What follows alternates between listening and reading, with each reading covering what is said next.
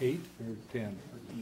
Okay, everybody, welcome to the Tuesday, November 12th, Cross Lake City Council meeting. Let's stand for the pledge. I pledge allegiance to the flag of the United States of America and to the republic for which it stands, one nation, under God, indivisible, with liberty and justice for all.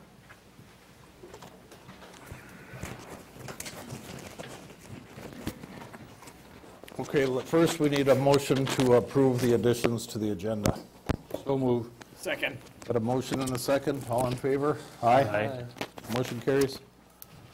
Consent calendar, we have moved 2 items out of the consent calendar. 18 and 19 are in the mayor's report, so we'll cover them later. Other than that, any other questions or comments about the consent calendar? Oh, Marcia?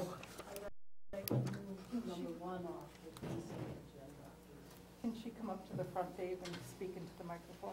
Come on up, Marcia, if you want to address something. Identify, address, and what are you looking for?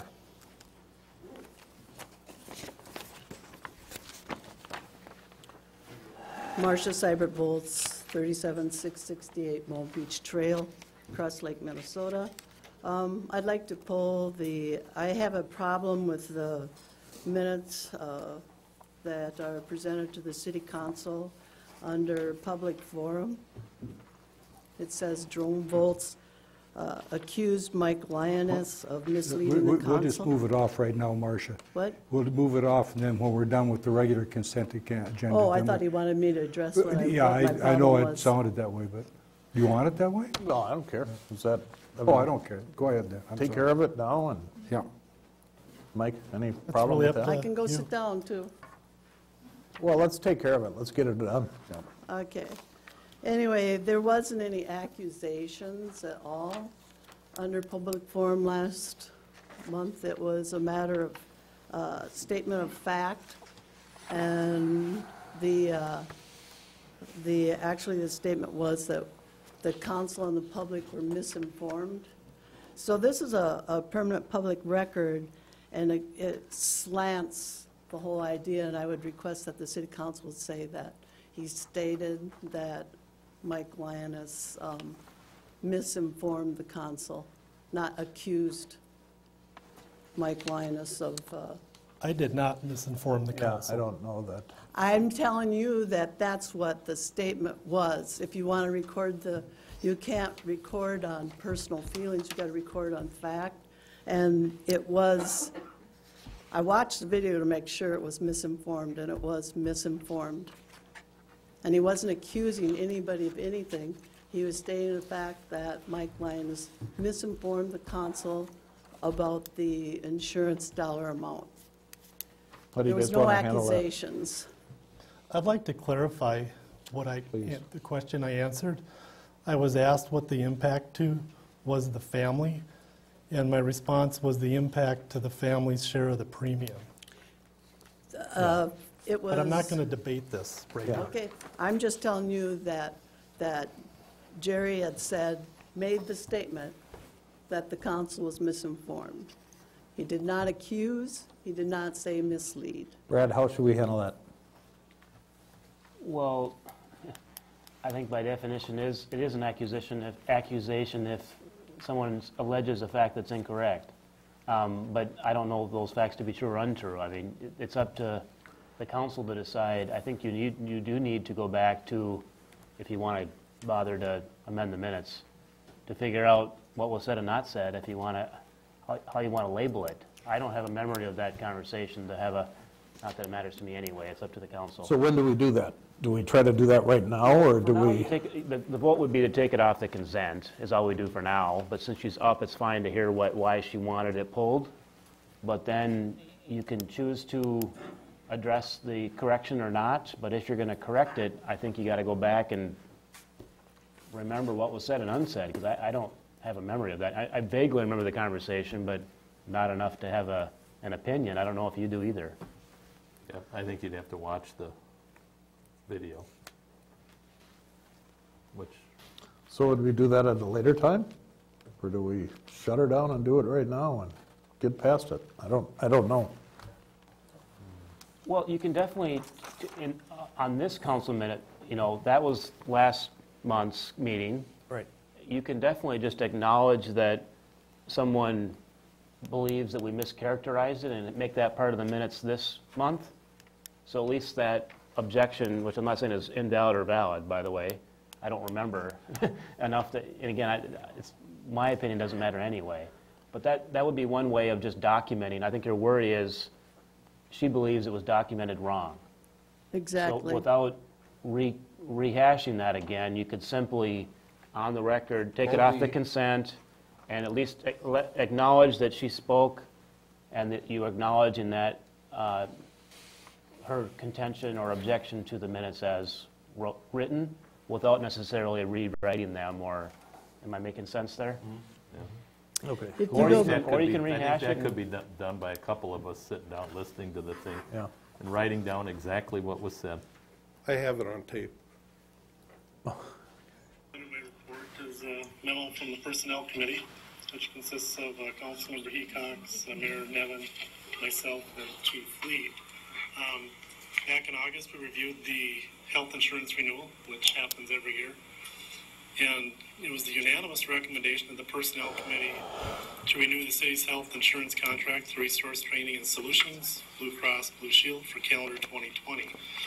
The 2020 renewal represents about a 7.5% increase in insurance rates.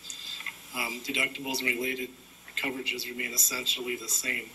So our deductible and the benefits we have to provide staff in accordance with both union contracts doesn't change. The only thing that does change is the rate, which they seem to always go up.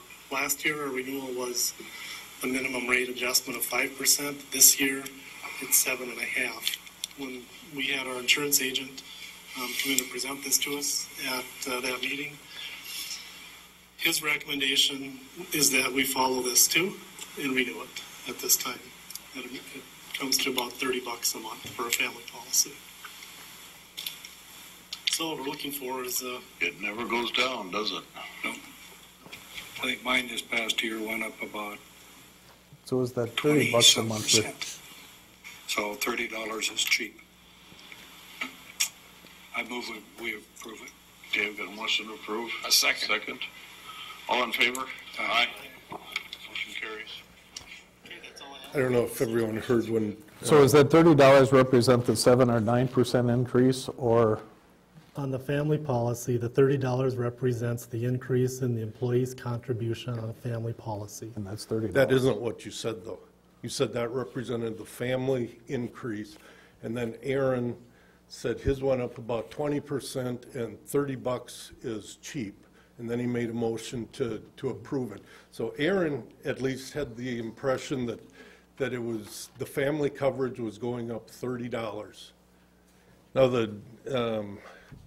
the citizens don't really care, if the employee share goes up $30. What they care about is the fact that it went up $153, of which $122 is picked up by the taxpayers. And what you told the council was it was going up $30. Well, I'm confused then, because there were two council members that sat through that meeting, through that presentation earlier that day, one of which was the mayor, the other which was Councilmember Hecox, that understood what the impact was on all of that. So if I added some confusion, I apologize.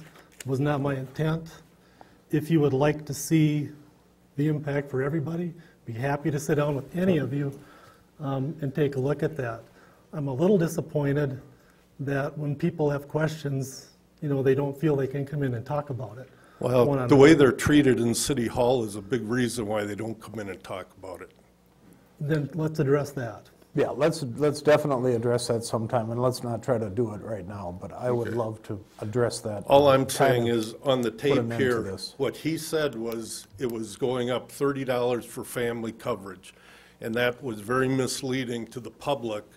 If you have 10, I'm just using an example of 10 employees, that amounted to $3,600 for an increase in next year's budget, when in fact, the impact on the taxpayer would be about $15,000. That's where it was misleading. Okay, well, let's try to put an end to that if we can. In a meeting, we'll invite them to come in, Mike, and sit down and try to figure it out, and if they don't come,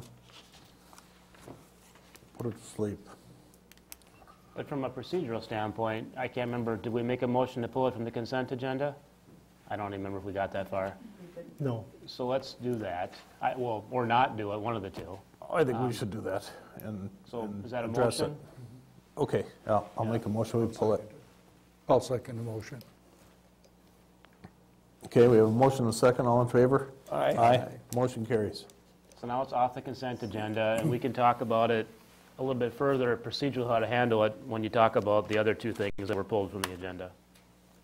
Just so that we can... Okay, so we'll move that to properly- the mayor's report and Right. cover it there. Okay, Marcia, what else did you have? I just was Oh, going I'm sorry, to I thought say you were- that was, the request was to have that restated to stated and misinformed instead of accused and misstated. Okay, well, I just think we need to have a meeting and try to put some of this stuff so it doesn't come up every Well, meeting. the minutes should, you haven't approved the minutes yet. Well, that's Can't you already just- been pulled moved. it. We're We moving it pulled to the it. mayor's It's not report. part We're of going it. to deal with it later in the You meeting. asked me what else I'm. So we pulled B1 and we pulled 18 and 19.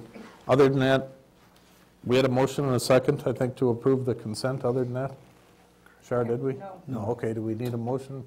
I'll make that motion. Motion? second it. Second. Any other discussion? All in favor? Aye. Okay, public forum. No action will be taken on any of the issues raised. If appropriate, the issue will be placed on the agenda of a future council meeting. Speaker must state their name and address. Each speaker is given a 3-minute time limit. Does anybody have anything? Come on up. Mr. Hecox here is in charge of the gavel and the timer, so My name is Lisa Hogue. I live at 35161 West Shore Drive in Cross Lake. And I want to talk about commercial property, or commercial businesses in a residential area. We bought our property 6 years ago for our retirement home, and our neighbor this last summer decided to build a huge pole barn. Went to the planning and zoning, and they approved it and everything, and just about when he was done, then all of a sudden this ad shows up on social media, and he is looking for 10 people to store their boats at $1,000 per boat, and he is willing to do detailing and oil changes and everything else.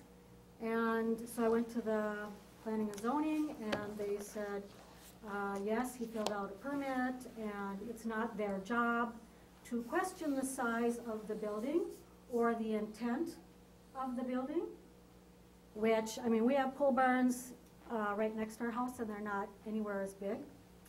And so my objection to the whole deal is that we share a driveway, which is on our property, and we have 4 grandchildren, and our house is 800 feet off of West Shore Drive. So our driveway is 800 feet long, and we use that as a safe zone for our grandchildren. We do a lot of walking and bike riding, and I do not want the extra traffic of boats and trucks and trailers coming up and down the driveway to go to his business, which, and I'm not against anybody having a business in their own home, but I do feel that the city should ask and regulate what type of business is being done in a residential area. okay, Lisa, is the rest of the council okay if we move that down to E on commission reports under planning and zoning, and we'll question John at that time? Huh? I mean, I got to see if it's okay with these guys. Is it okay with you guys? Yep. Okay, so under planning and zoning, we'll ask John when he's up here what's going on with that. Thank you much. Anybody else want to come up? Okay, we'll close the public forum. All right, Tom.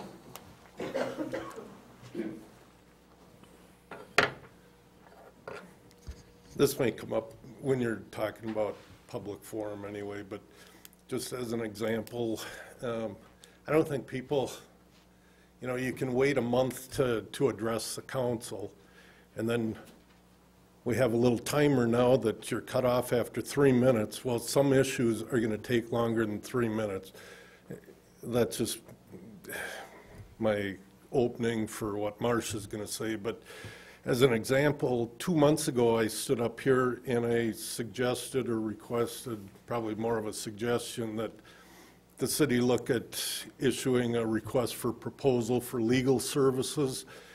The city hasn't done an RFP for legal services in almost 7 years. That was 2 months ago. What happens is you come up here during public forum and you're told we won't act on anything that's brought up at public forum, and you got 3 minutes to do it. And then staff doesn't put it on the next agenda or respond to it. I just think there's some things that people can come up during public forum and something can be done by the council right then and there. I don't think you have to say, well, we won't act on anything that's brought up at public forum. Some things just, they're no-brainers that you can direct somebody to do something. But what my point is, I made this suggestion during public forum 2 months ago. Nothing happened last month. Nothing's on the agenda this month. People bring stuff to public forum and it just goes into a black hole, and we won't discuss it now, and then it's not followed up. That's my comment. Okay, thanks, Tom. We'll probably talk more about that. Marcia's on the agenda. And who knows what with, but we'll probably cover it. Okay, we're going to close public forum, move on to critical issues. Mr. Pepsky, we got an email from you. Who's going to, you want me to take this, or anybody prepared to? Or okay, go ahead, Mr. Pepsky. Yes, my name's Jeff Pepsky. I own a property at 36886 Brook Street. The purpose of my placement on the agenda tonight was I was attending the October 24th final assessment hearing for Daggett Bay Road sewer extension, and that's the reason why I'm here this evening, the results of that meeting. First of all, I want to point out the email I sent out to everyone. I wanted to make a couple of corrections as far as the parcel numbers so everyone has the correct information. If you go to page 3 of the email, under Exhibit 4, I indicated that my parcel number was 1416-0596. It's actually 1416-0735. And the same correction is necessary down below, midway down the page in Exhibit 5. Again, I misstated it as 596, and it should be 735. Okay.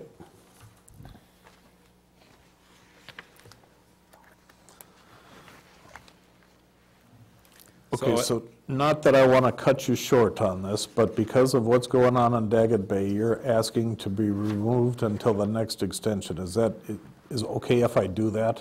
That's correct. That's what Just I'm asking for. Cut to the chase. I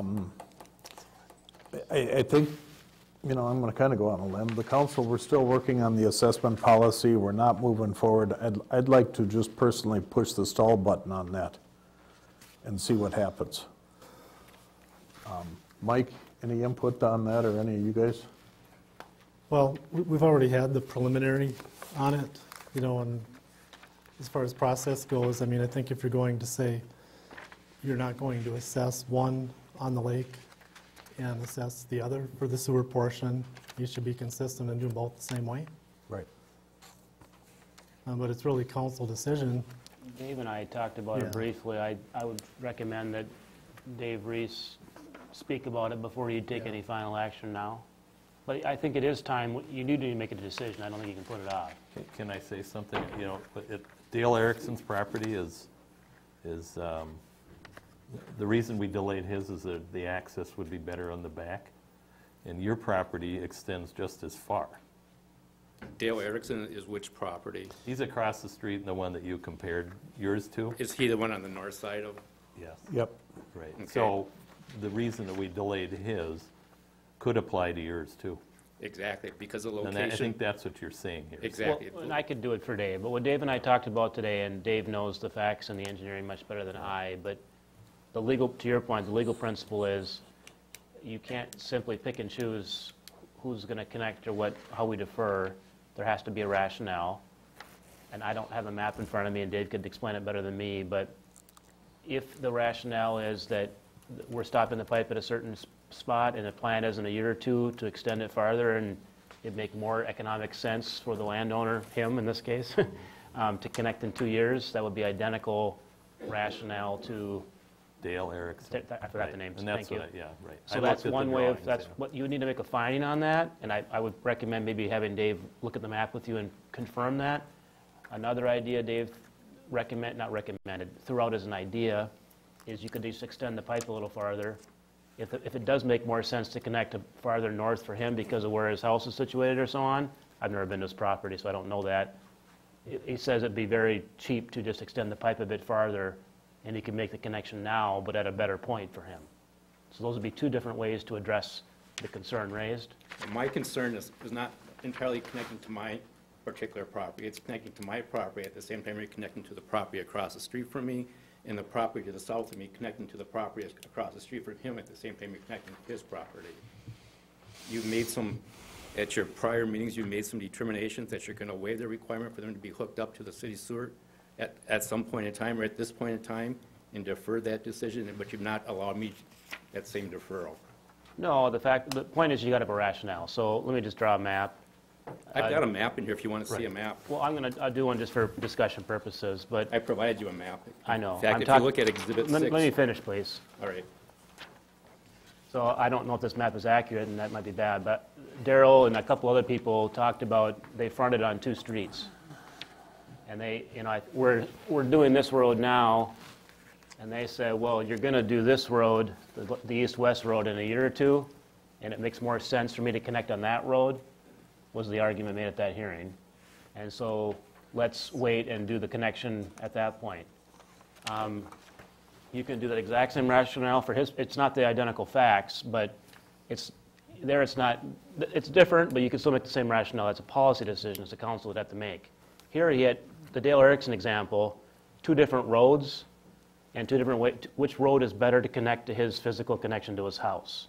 That seems like a more obvious argument than this one, but this one is not inappropriate. It's just a policy decision now. If you can, but you have to distinguish his property, to your point, from other lake properties. You have to make a factual, you have to start with a request, which we've done, but it takes more than a request to agree to it.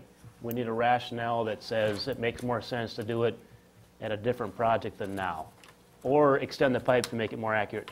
That's an engineering question, not a legal question. Right. The legal question is treat everyone the same. Right. Right. And so today I came in and I had Cheryl pull this drawing up, so I looked at the property lines. And his lot comes to the back of, I mean, they're almost identical when you look at Dale's. They come back just as far to the north. So, Dale was here, he came to talk, and we realized the septic's in the back. You have to look at all these details to try to figure out exactly what's going on here. So his septic was in the back. I looked at his. He's got a lot of stuff on the south side of his lot, but it seems to be open on the north side. Now, whether or not that's a good or bad place to connect to, that hasn't been told to me. But it makes sense that we already made a decision for Dale to defer it, and he came to the meeting and talked about it. You weren't at the meeting, but you came to the subsequent meeting. Which meeting was I not at? This was the one that Dale was at. I don't believe you were at that meeting. And we didn't notice any issues coming from you, hence the reason for the meeting. So now what I'm worried about is if we grant you this request, then how about the guy to the south of you? What's his situation? Does it make sense for him too? We have to be doing the same thing as I see it for all these people. So I would say that I would defer yours for the same reason we deferred Dale's, because it makes more sense to connect when we do, is it Brook Street? Brooks. Brooks when we Yes. go, if we go to the north. And so the guy to the south, if it's But I don't know available about to the guy him. to the south. I don't have the drawing in front of me. If it makes more sense, if you can put it up there and we can look at it. I have it then- as well. It's in the information packet I sent out. So, But to answer your concern, Right. we can only do so much, so it's a two-step process, like I said. Right. We give notice to everyone. I think it is on the landowner to either come to the meeting like Dale did, or after the fact now he did. We need that to react to it. So We can't just assume. if you rule that it's apples to apples in your mind, which is fine by me, that treat him like Dale, right, I don't believe that's unfair to the guy to the south, whoever that is, if he didn't approach us and ask for the same thing. right. If he does approach us He and may ask. want to be connected, and I don't know. Right, See, we but don't know. if two people We don't know what we ask- don't know. If two people ask and we say yes to one and no to the other, and they look like similar facts, that's where I have a concern. Right. But if we haven't had the ask from the other guy, that doesn't, Okay, That well, is a maybe concern. Dave can put up the drawings and the triangle.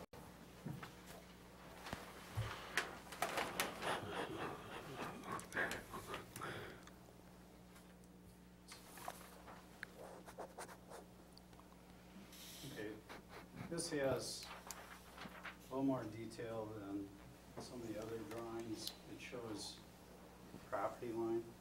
This is Mr. Pepsky's property. So it ends at Brook Street right there. This is the extent of the project, which is about 90 feet from where his southern property line is. Okay? And I believe where Mr. Pepsky, you can correct me if I'm wrong, where you want to connect is up at this end. Yes, it is. It's roughly 30 feet from the north edge of my property line. And this is Dale Erickson's property, and that's his north property line. Right. Where it intersects with Brook Street, and his system that he currently has is back here. So the options that Brad and I talked about today were it's council decision on policy basis, whether to grant a request based on some rationale similar to Mr. Erickson. Or another option would be for the city to simply extend the sanitary main to the point where it's feasible or easier for Mr. Pepsky to connect. And so at that point in time, then Dale Erickson would be required to connect at the same time as me? We'd have to go through some of the legal process again because he was excluded. Well, let's look through the information I sent through the packet. If everyone on the council want to look at picture locations C and D in your packet, I think this will help clarify things a little bit. I've got two pictures in there. I've marked on the road, location C, where it's approximately 30 feet down from my northern property line, and put something on the road. Took a picture of that looking from the west. Then went on the other side of it, same location, and took a picture from the east, and you can see on the other side of the road, you can see in that picture where the septic system is on that property that we're speaking of. So we're both in the same locations. Where I want mine connected is just directly opposite of his septic system. The location for my connection, the best location is on the north side of that structure you see in picture location C. On the south side of that is a circular driveway. Inside the circular driveway, there's about 20 to 40 trees that would need to go under. I don't want to be going under that building you see in picture location C either. And that's something you wouldn't require of anybody else. I don't think you should require that of me. Other items I want to call to your attention, if you've not looked at this, and I'm getting to believe that perhaps that might be the case, I'll just call it to your attention now. Exhibits 9 and 10. I have page 1 of 2 and 2 of 2. And I'm showing, again, the location.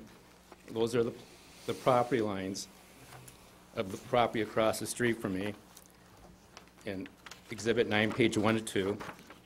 Then Exhibit 9, page 202, again, is just showing my address of 36886 Brook Street.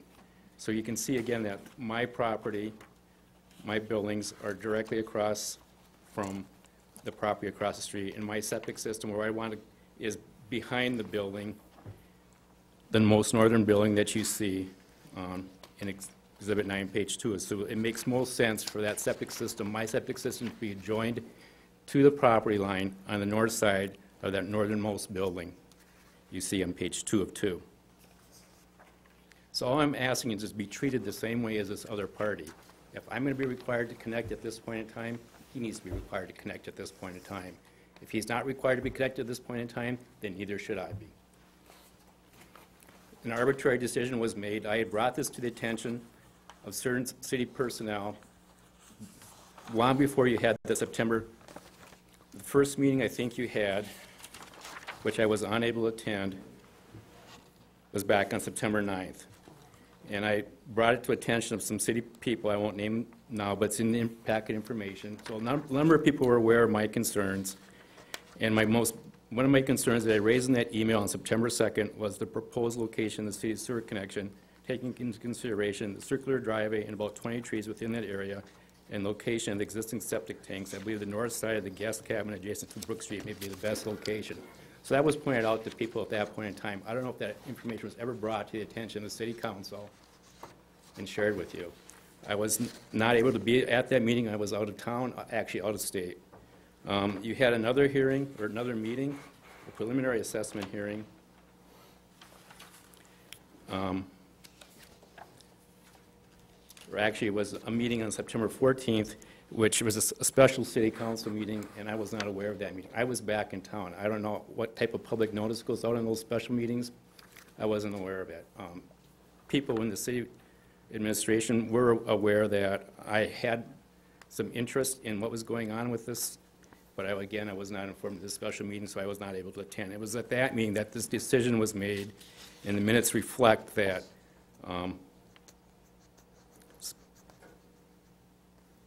because of, let's see, excuse me for a minute.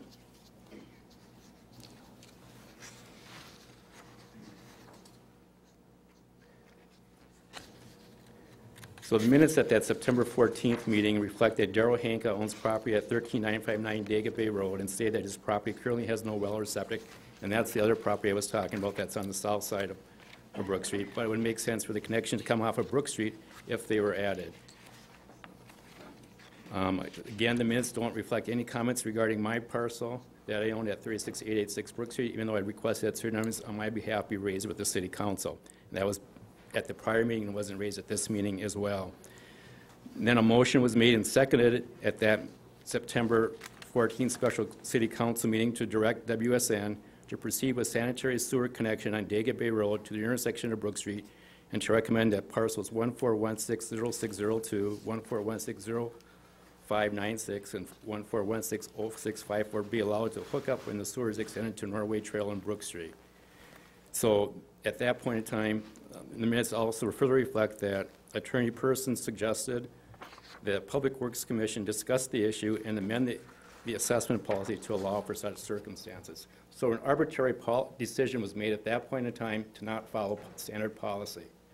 So I'm asking you to take that same arbitrary decision now and to allow me to be excluded from being included or being required to connect at this point in time as well. Okay, Mr. Pepsky, I'm going to comment to that. We're working a lot on a lot of assessment policies here, and we're stumbling through it. We are relying on our engineers to look into stuff, and I've been a little disappointed in all of them on the detail of certain things. And I'm going to ask you guys, so we don't get caught up in the details. You know, we got to look at it carefully.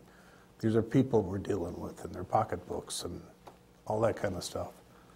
So I would make a motion that we amend the decision and we put him off. I'll second it. Yeah, I'll second it. And I would ask staff to kind of pay attention to the details. We're gonna hear a lot about this, I'm sure. And we need to hit it off before it gets here. So, okay, we got a motion and a second. Any other discussion on it? I have a question. Okay, Aaron? How much have we thought about just extending that street out another, what is it, 90 feet? I believe I heard you say? I don't know if it's 90 feet. I'm telling you. Well, roughly. I don't know. Let's put to the end of Mr. Pesky's lot or to the end of Mr. Erickson's lot. See what the cost would be, because we're not doing anything until Well, spring. true, but I mean, why would the 90 feet make any difference? Because then he would be assessed and so would Mr. Erickson, and they would be equal, and we It'll would. cost us a lot more than what we're going to pick up in the assessment.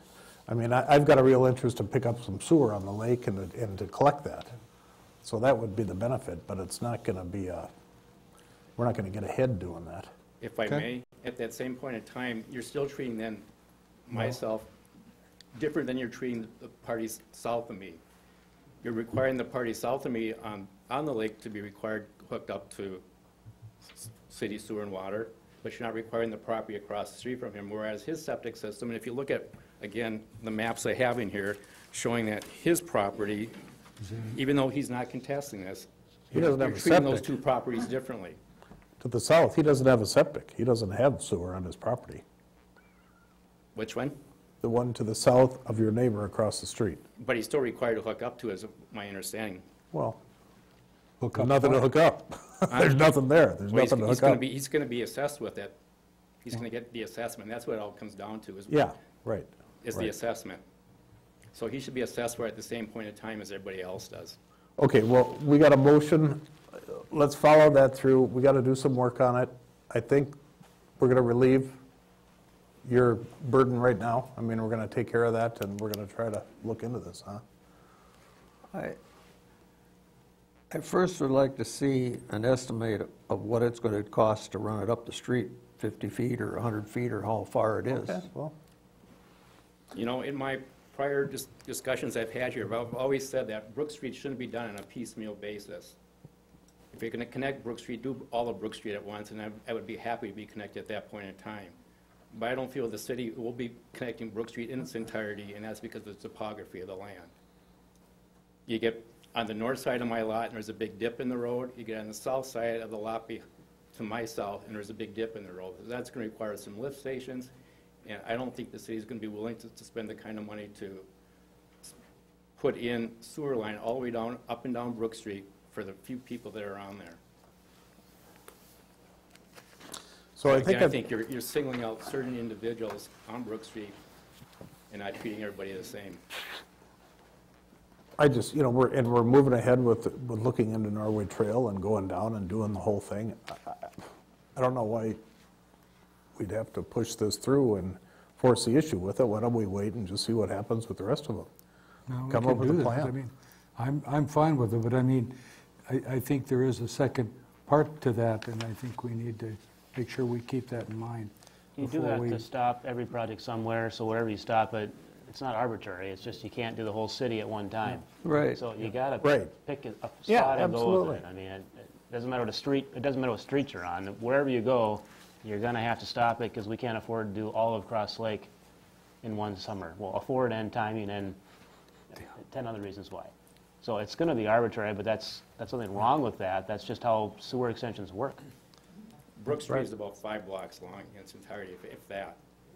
So to not to do the entire amount at one point in time, and to go through and break it up in multiple stages to put in sewer, it's going to prevent you from doing the road work you want to do on that street as well. You're not going to want to put sewer in, do road work, and then go tear up that road work and do it again later at a later point in time. Just isn't financially feasible. It's just a waste of taxpayer money if that's what's done. Okay, so I made a motion. Where'd that go? Is it dying? I seconded Did that- it. I Okay, seconded we got a it. motion and a second then. Any more discussion on it?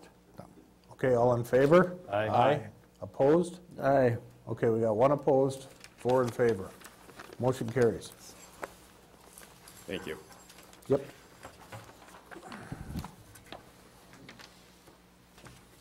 Okay, now, Phil, are you going to take off with this one? You bet. All right.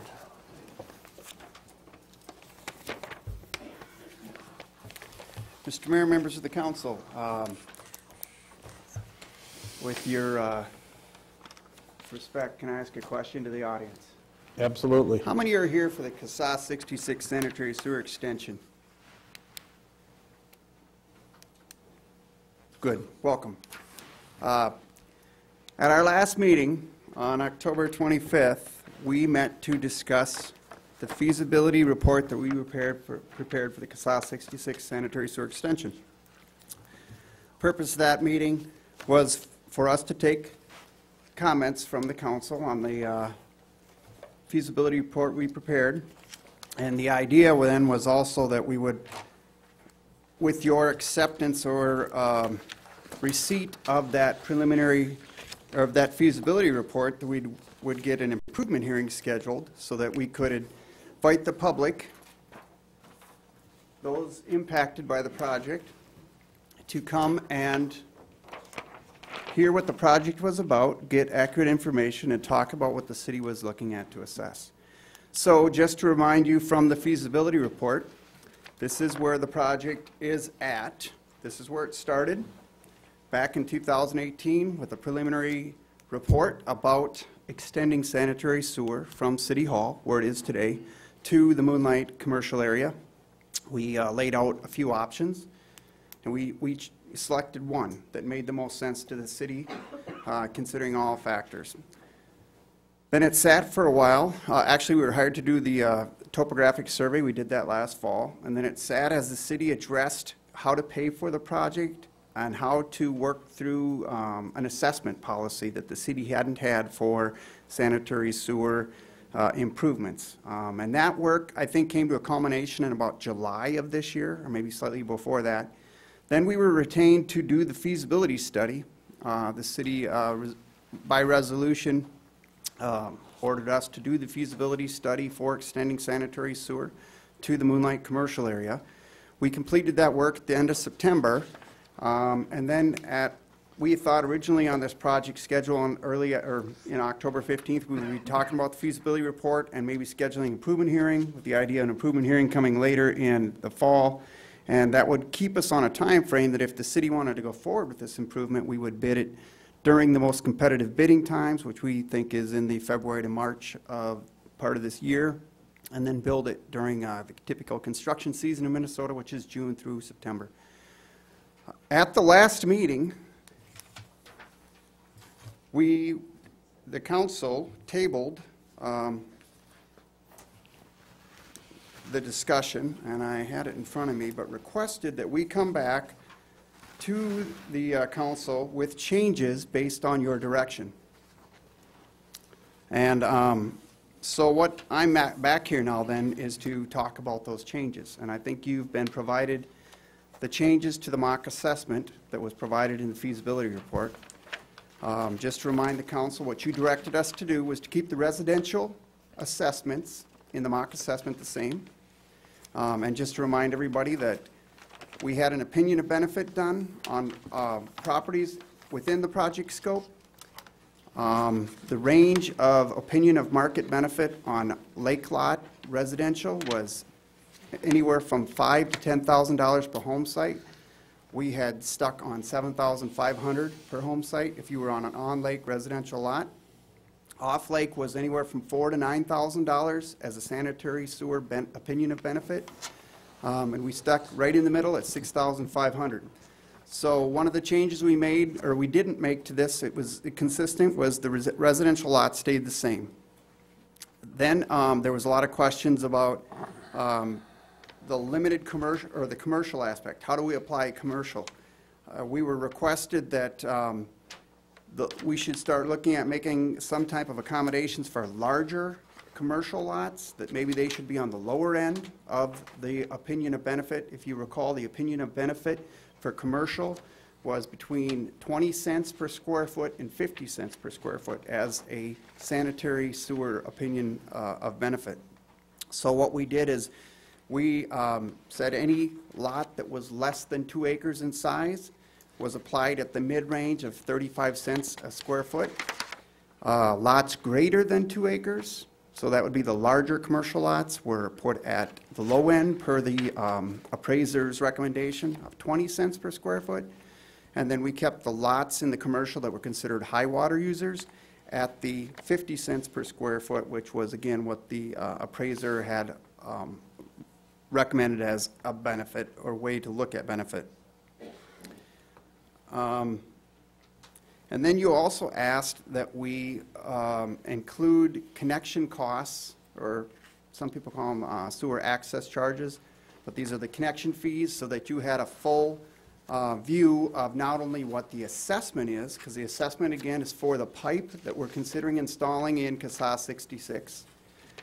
The connection charges are for reserving your space in the wastewater treatment plant to treat your waste. So the difference is before you, did everyone get one of these? So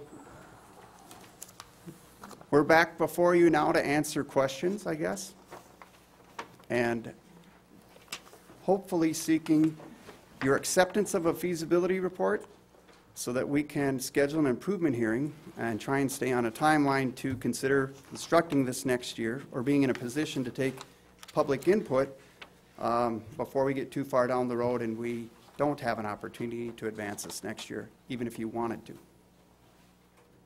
If I could interject quick, Phil called me too before the meeting. I probably should have done a better job of explaining that time. Could you put that timeline back on, Phil? Sure. The timeline, because we got bogged down in these numbers, which we do need to do, by the way. But the assessment, we're not making a decision on if this is the right allocation tonight.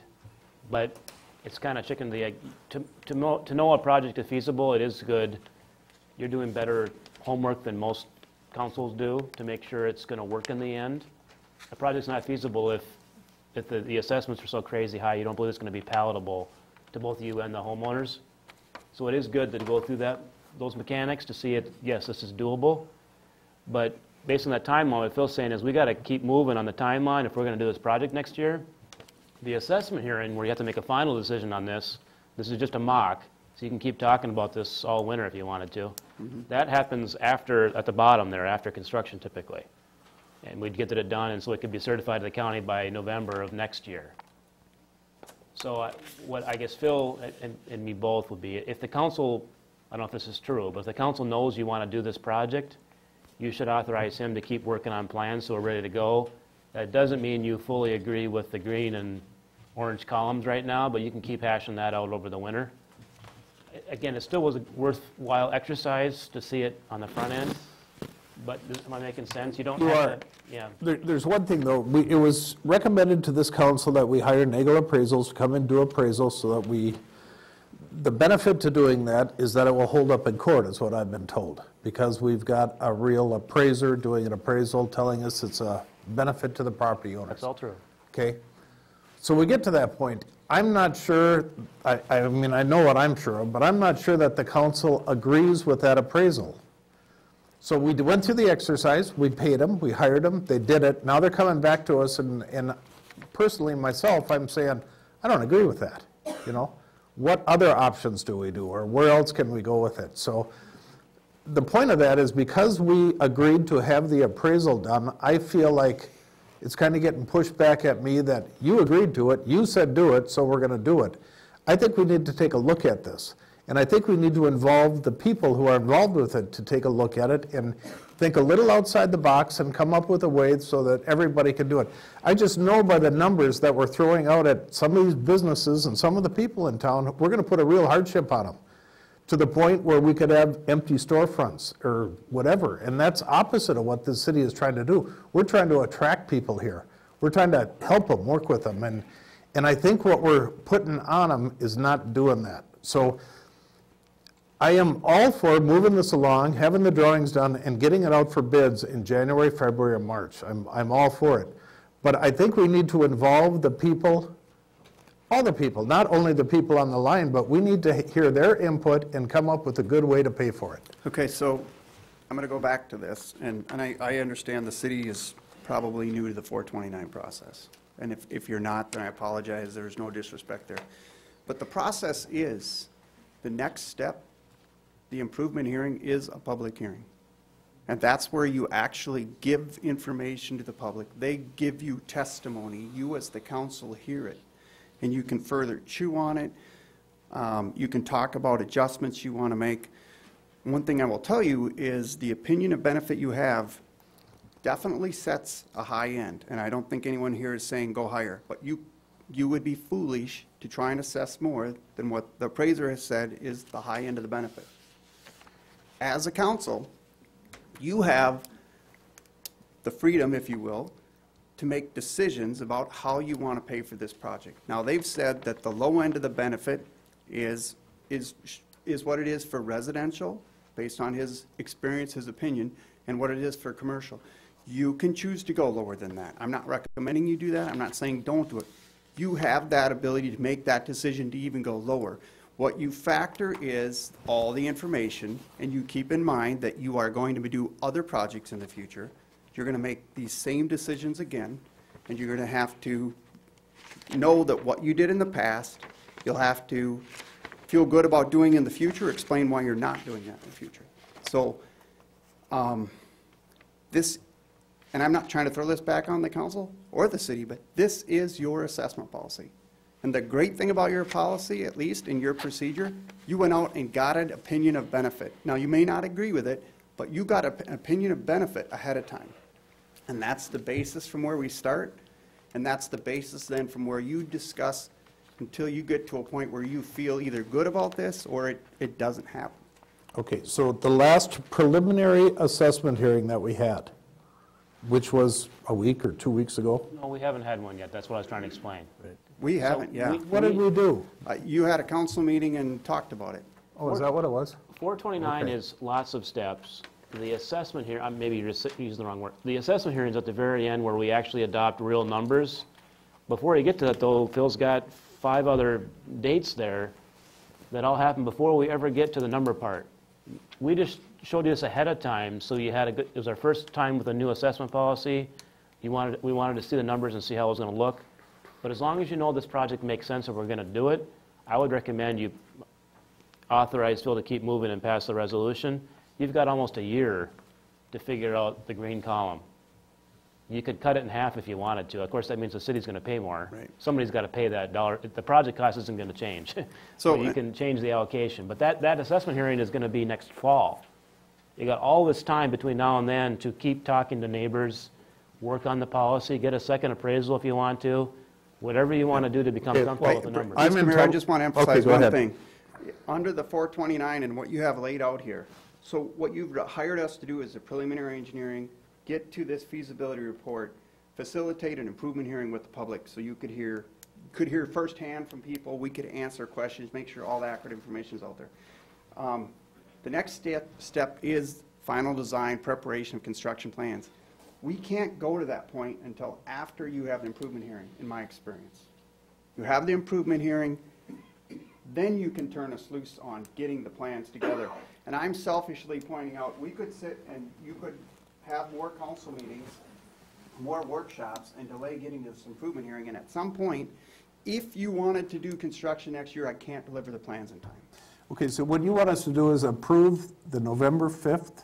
What's the date now? That's already gone by. When do you Well, want I to know, do the no, improvement and that's what hearing? I'm saying is you'll have to pick another date for the improvement hearing, but I'm hoping. And so that's what you want us to I do want right you- now? We want you to resolve to accept the feasibility study, set a public hearing for an improvement hearing so that the people that are here and the people that aren't here that are interested in this, we'll notify them, we'll get them here, and you'll get to hear firsthand what they think, and you'll get more information to wrestle with. And, you know, if you decide it's still worthwhile to go forward, then you'll say, Phil, get the plans together. Let's try and get this thing bid in February. Okay, I'm going to make a motion we do that. I don't know, you guys haven't said anything. I want to move this thing along. Second that, I agree. Okay, we got a motion and a second. Any other conversation on it? I guess the question I have is, we did this little short discussion with Mr. Pepsky here. Yep. And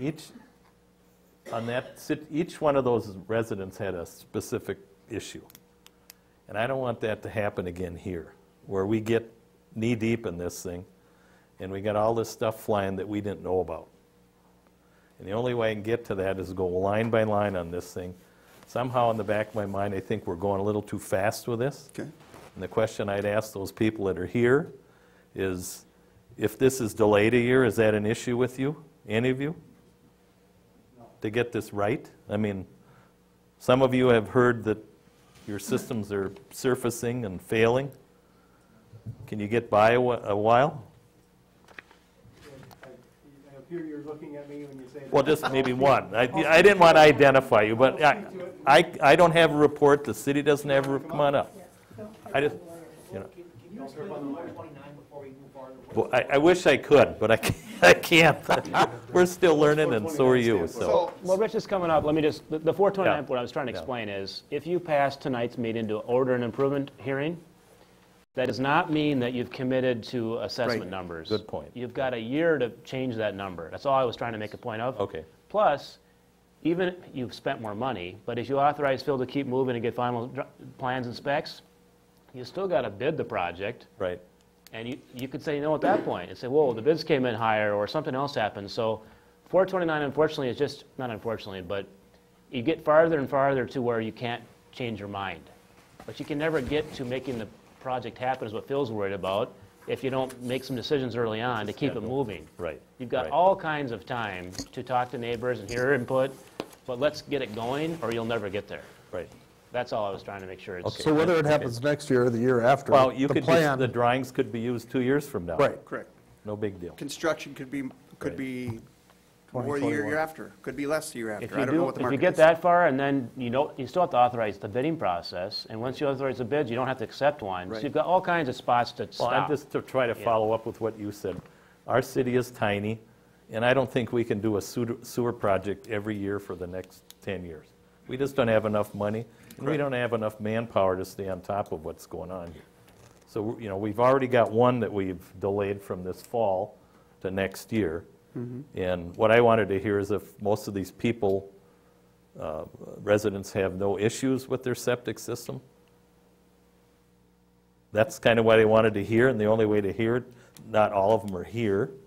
That would be But the value of for me, the- that would be means the that I'm value- not in such a big hurry.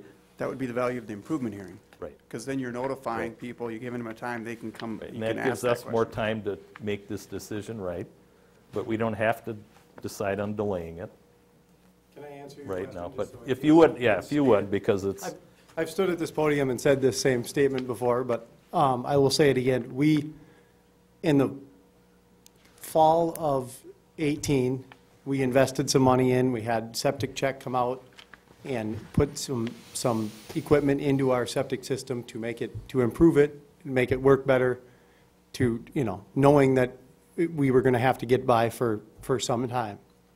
Our septic has been inspected, it's functioning perfectly. I know last time I was here, John mentioned that he had heard comments otherwise, but currently, we're working, have had no issues since summer of 2018. And I've said, like I said, I'll repeat myself, but if I was one of you guys sitting up here, I would want to take the time to make sure that this gets done properly and correctly and as fair as possible, rather than hurry up and ramrod it in just to put it in the done column. So, to answer your question, Dave, currently, as far as I know and what I've been told by experts, our septic is functioning perfectly fine. The whole reason that this conversation started was we had looked to expand, and through the process of applying for that permit and applying for a variance, we found out that to expand or to do anything else, we would either A, have to expand our drain field area, or B, hook up to the city sewer. So that's how that started. So we are currently, for the space we have, for the seats we have, for what we've been doing for business, and we thank all of you for coming in and patronizing our business, we're functioning fine. We could definitely get by for another summer as we are currently. Thank you, Richard. But we can keep this project moving, Dave. right, we don't have to decide tonight to not Correct. do it. We can keep plugging And it. I think we need to keep it moving Right. so that we keep some kind of, Yeah, I absolutely. Correct. Okay, so I think we have a motion and a second, right? So let's, any other discussion on it? And what are we doing now? We're allowing We're Bolton just Make moving to it forward. continue? We're gonna, Set the improvement hearing date, and so then there's more work for him to do. Is there a resolution in there? yeah, we've got a resolution in the So packet. by this, as I understand, you would be accepting the report, and then you would be setting a date for an improvement hearing. And that would put in motion us working with Shar to get everyone notified. So we try and get every property owner here, and they could hear firsthand the information and give you testimony.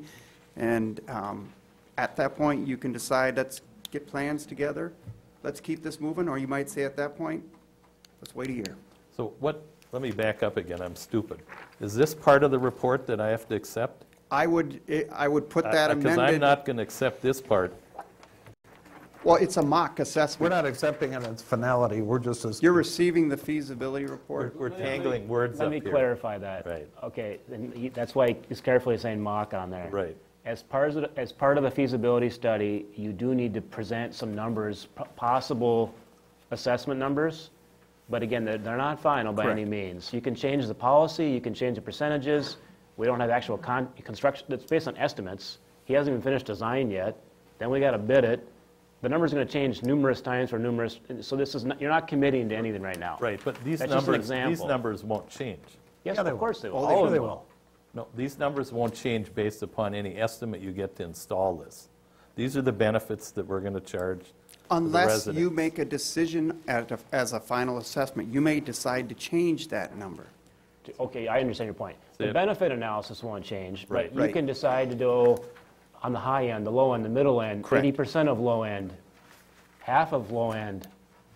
Like Phil said, I wouldn't go higher, that'd be kind of crazy, and none of you have said you want to anyway. No.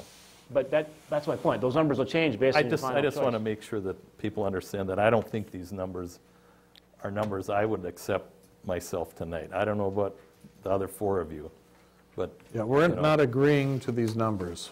all right, We're I agreeing to heard move it down the road. that. All right, This is a mock, and it says right on here, Right. mock assessment. We could do So- 7 or 8 more mock assessments to hone in on where you want to go. And we but may would have waste to. a lot I of think time. we're going to. Yeah, and I think that's good, but you can have the improvement hearing as well. Things can happen side by side, and that's the whole point. But I think whether it's this year, next year, or the year after, I think at some point in time, we're going to have to move it down the line. So right. we're going to right, do what we need to do to set the stage for doing that. Right. And So we should have- I read this resolution?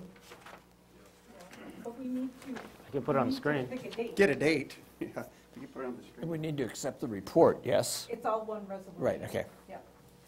The hard part will probably be the date. Well, So what has to be, what do we have to have ready by that date? there's a motion and a second on the floor. Does that include this? Approving this Yeah, resolution. Okay. it's approved. That's why I said, should I read it? Yeah. But it's on the screen now, so to finish that motion though, or the resolution, you need to pick the date and time. And the date and the time is to have what done and discussed. Phil can answer what more he has to do with anything Well, other than... we would have an improvement hearing, so essentially, we would reach out to all the residents, some that are here and others that aren't, and we would tell them about the meeting. We would tell them, we have certain information to give them about defining what the project is, what some of the costs are and stuff, and Stop right recommending there. they come. The costs are, Overall project costs. okay, We'd probably give them the information about what some of the background is, and then encourage them to come and give their testimony, hear about the project, give their testimony, how they feel about it. You know, many may say it's too much, some might say, I'm okay with it. I didn't want to pay that much, but I'm okay with it. And then you're going to get all that information. see, here we're mixing up costs again, costs and assessments. They're going to give you, Are we going to talk assessments with them? yes, So then that means this has to be resolved by the time we have that? no, you're inviting them in to have the discussion with you at this. Right. This could still take not us 6 setting. months, Dave, to finalize that. It's a good question. How do you, What are we going to talk about with them? you have to start somewhere, is Right. what I would say. So how you get policy done is put something on paper based on our assessment policy. He's done a good job of that. Have a public hearing, let them react to it. Get the reaction. Based on the reaction, we might have 3 more mock. After that hearing, you can have more public hearings. You can have 5 more with a different mock assessment, kind of like you guys did. Come back, and I want this different, that different. Okay. You can keep doing that until you'll never, at least in my experience, you'll never have an assessment hearing where everybody in the room says, I love it, please pass it. But hopefully you get to where most people do, or at least enough where you feel comfortable to vote for the project. You maybe never get there. Maybe you just never, the project never happens because you can't get to a number that you feel, but you can never have, you got to start somewhere. Right. So we had, So we you gotta had, hold we off. had an information meeting, and some residents showed up, actually a number of them, Steve was here and some others were here. And that was an information meeting. They were given the very early information in the meeting, but not everybody knows all of the information to date. And the improvement hearing is valuable just from that standpoint, to give people accurate information about what's being considered, what the costs are, and what is being considered for an assessment. And So if people are not available to come to the date that we set for the improvement hearing, could we possibly set 2 dates for it to accommodate them? I would recommend that the notice, the right way of making sure that their comments get into the public record is they need to write a letter to Shar to make it, not talk to somebody at City Hall or something like that. So if they can't attend the meeting, because especially with people going south and so on, there's no way we can't get everyone here. Correct. We'll do our best, so the meeting date to the point should be at least a couple, 3 weeks out, maybe longer, to give a lot of notice, but whatever date you pick, somebody's going to be gone.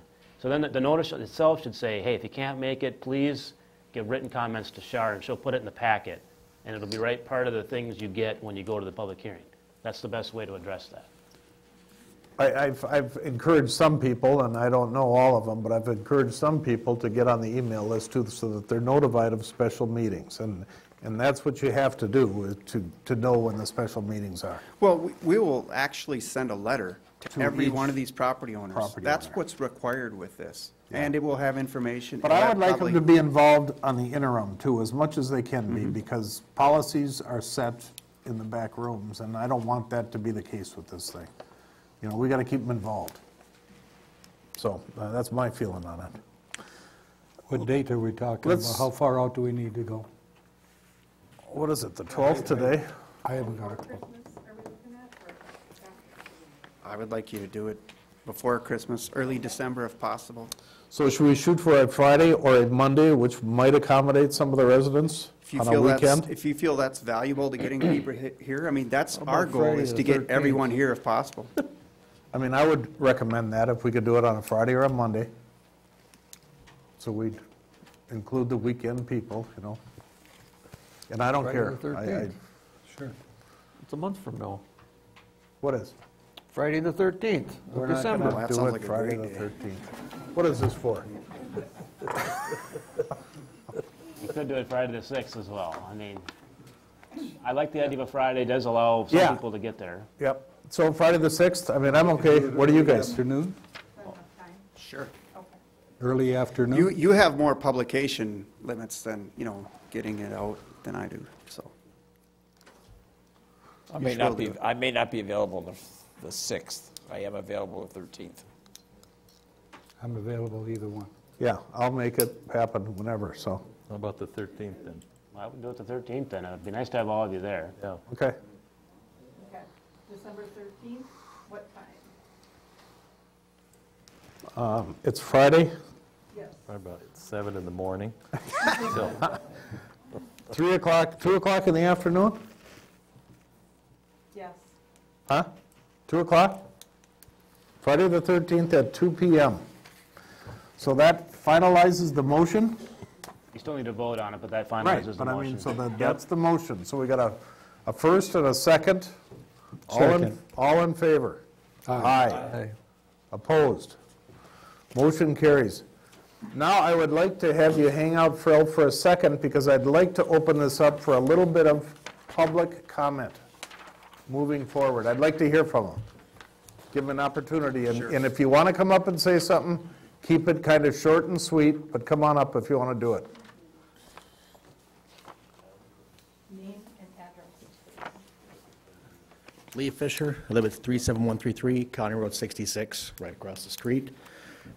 We've met as a group with a bunch of people on the road, and a lot of you people here tonight. One of the questions that keeps coming up, which you guys may not be aware of, but when the initial sewer hub was put in, there was no cost to the owners except for the hookup fee.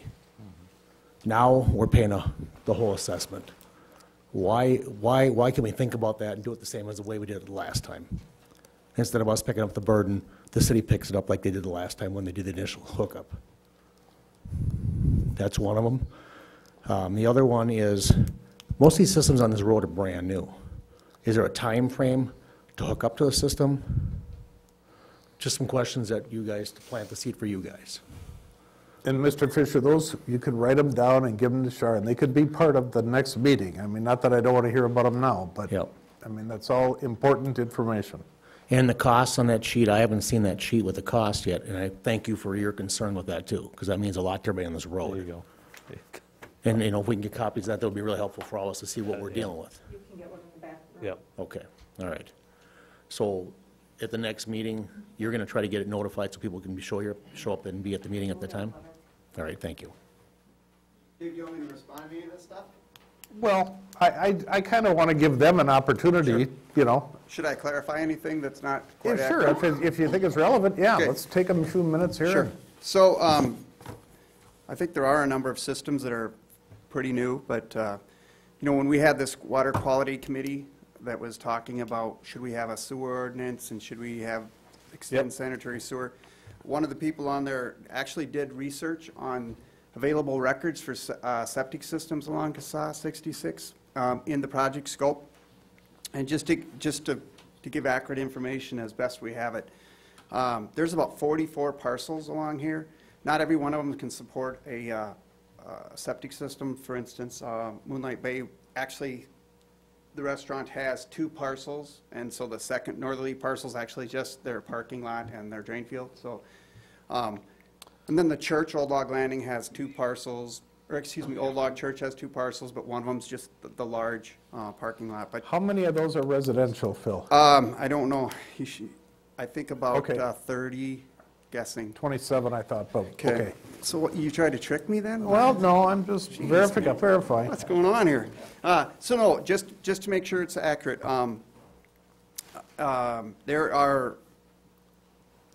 we got out of this information, there's about 39 parcels that we were looking for septic systems on. And just to give you the idea of 14 of them, there's no information on as to when the septic systems were installed. The remaining 25, there's 5 of them that were installed and they're less than 5 years old. There's 3 more that are between 6 and 10 years old. There's 3 more that are between 11 and 15 years old. There's 1 between 16 and 20 years old. There are 3 between 21 and 25 years old. There are 6 between 26 and 30 years old. And there are 4 between 31 and 35 years old. And I will tell you, because I have this experience from working in Baxter, we were trying to put sewer into a large lot, unsewered area. So we had discussions with the University of Minnesota Extension expert on on-site systems. The average age of an on-site system, this is average, so it means you could have an overachiever or an underachiever, but the average lifespan of a system is 25 years. So there are people that have brand new, like 1 or 2 years old type systems, but there's more age on these systems. Are there than we thought. 14 that you don't know what the record is? 14 we have no information on. So they could be 40 years old, or? Or they could be 3 years old. Yep. Well, yeah, if they're 3 years old, you should I have think a- they're on the 15 or older based on If where they're they new, you'd set have up. records, would be my 2 cents. But So- I just want to, I mean, he made a point, I've- it's a good one. 'Cause there I've are heard a some lot of people- feedback about all these systems are new on this road. Well, that's not the case, you know? There are some old ones, and Well, I mean, I think that's just the point, is that it is going to be on some people, you know, they're going to be in 5 years on their system, and that is an important consideration. You get this at the improvement hearing, too. Do they have to hook up in a year, or do they have to hook up in 5 years or 7 years? You know, are you going to assess them in 1 year, 5 years, 7 years, 10 years, things like that? This information all goes into that whole discussion, that whole kind of body of evidence when you determine how do you want to proceed if you want to proceed. So I just Okay. wanted to make that fact because we just pulled that all together recently. thank you. Does anybody else want to say anything? Come on up. Good evening, Council and Mr. Mayor. My name is Stephen Baker. Residence is 37441 County Road 66. Actually, it's across from 66 Marine. I've put a lot of thought into this thing and studied it a little bit, and I think there's other alternatives for assessing or paying for this project, and I'm sure you guys are aware of this, and that's through an extra sales tax for the city of Cross Lake. And let's just say it's 0.5%. Now, who's paying this 0.5% sales tax? It's the people that utilize our facilities, our lake, the county roads. And basically, it's the vacationers or possibly the VRBOs or what the heck they're called. I was unaware of this, but we met on Saturday, the residents. We talked about it just a little bit, and I didn't realize that a lot of homes are used as vacation rentals. And I think you guys need to talk about that. We've got updates on all of that stuff in this meeting that's to come. Okay. I'm just comparing that to a hotel Yep. and the use versus a real residence that has 2 people in it, et cetera. So I think sales tax for a long-term plan to build the infrastructure for Cross Lake is the way to go. It's spreading that cost over hundreds and thousands of people, and you won't even notice it.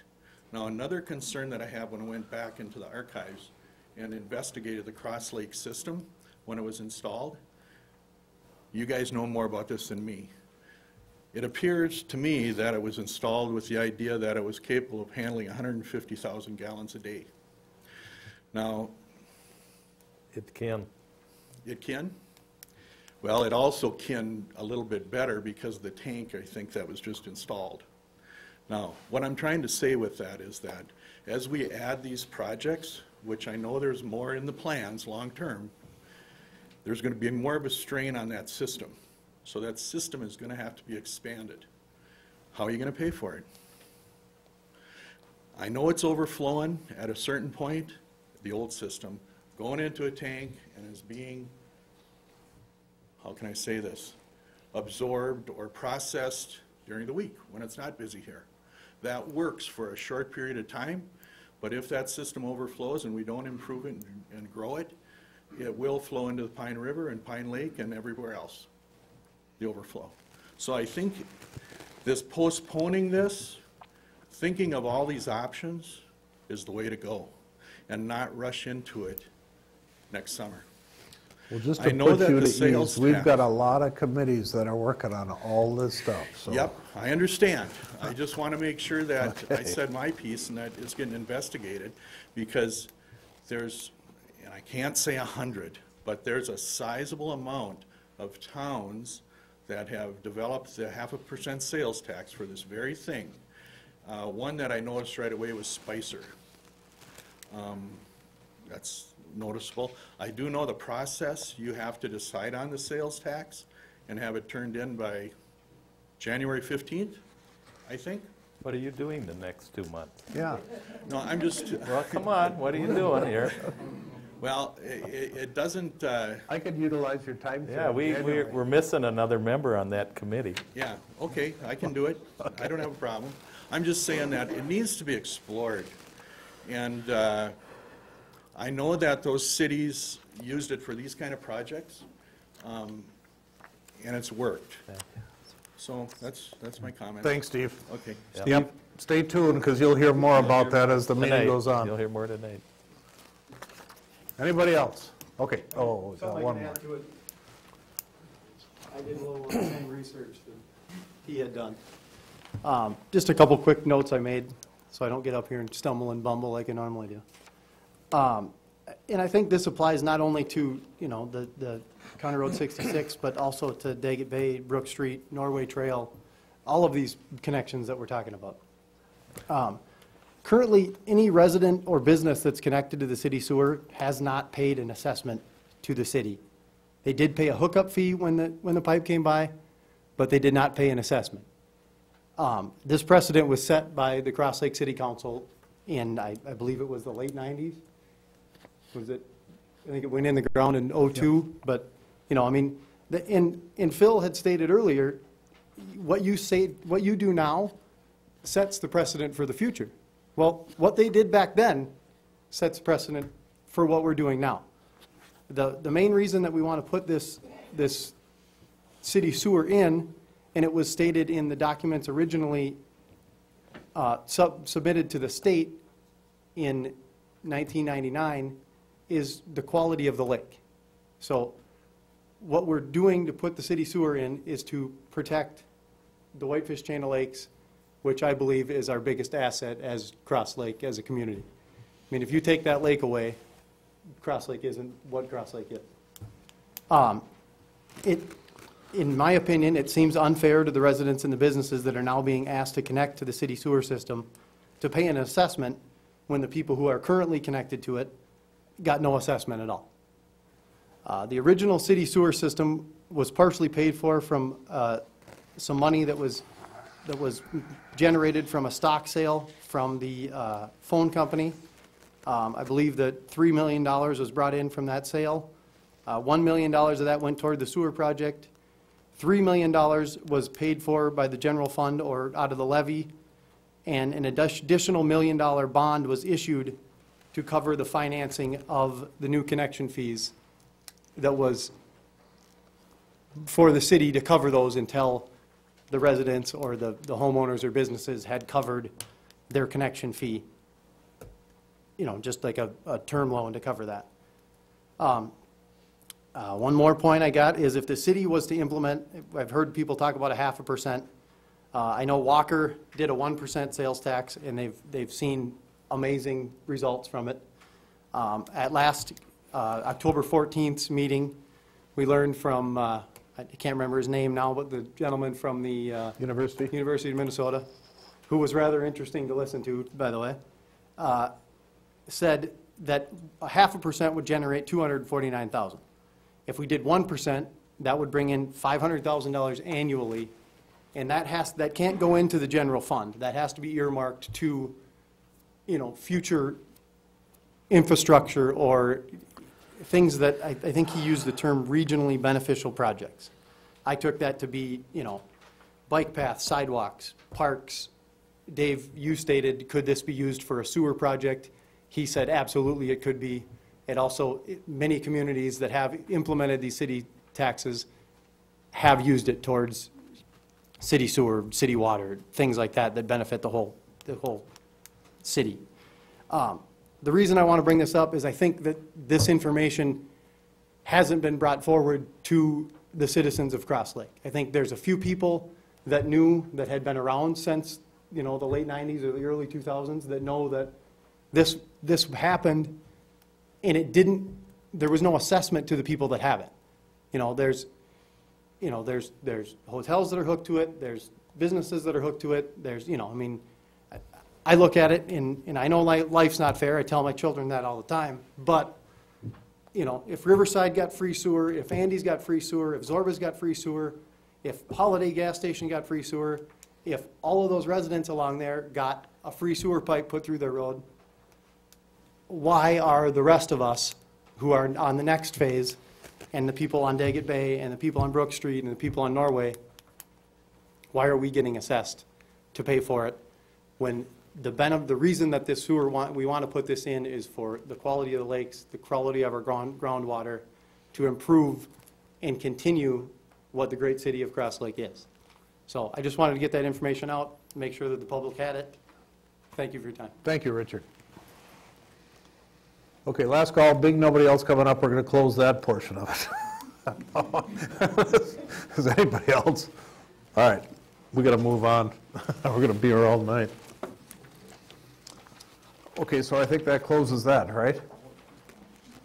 We're going to move to the mayor's report, and we get to start that out with Marcia and the public forum.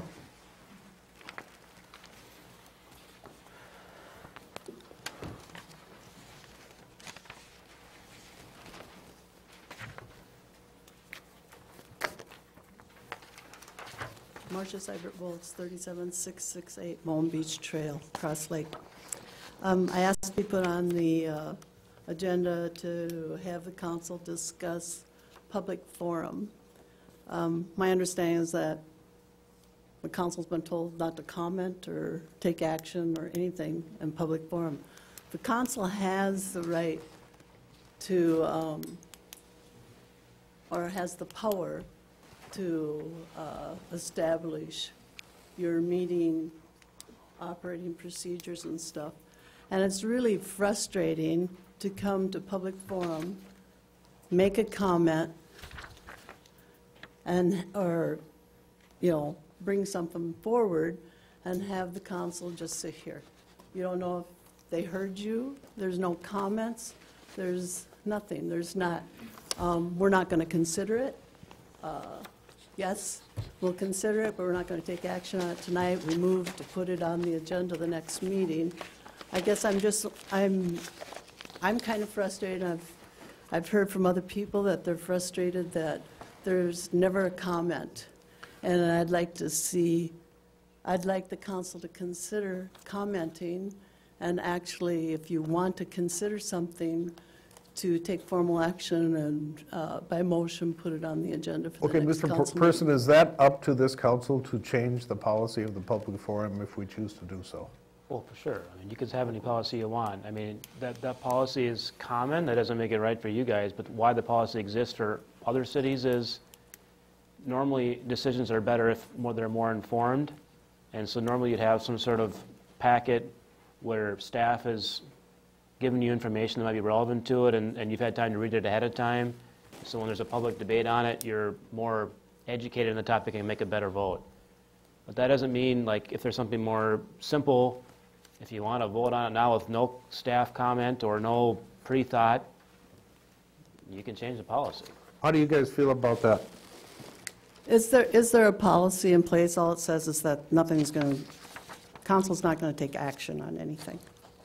The policy, as far as I know, is that we're not really to respond and take it in, and if we feel like it's, I mean, I think the only policy you have is not to take action at the meeting, at the current meeting. Okay. That doesn't mean you can't comment. Mike or Shar, what's the policy?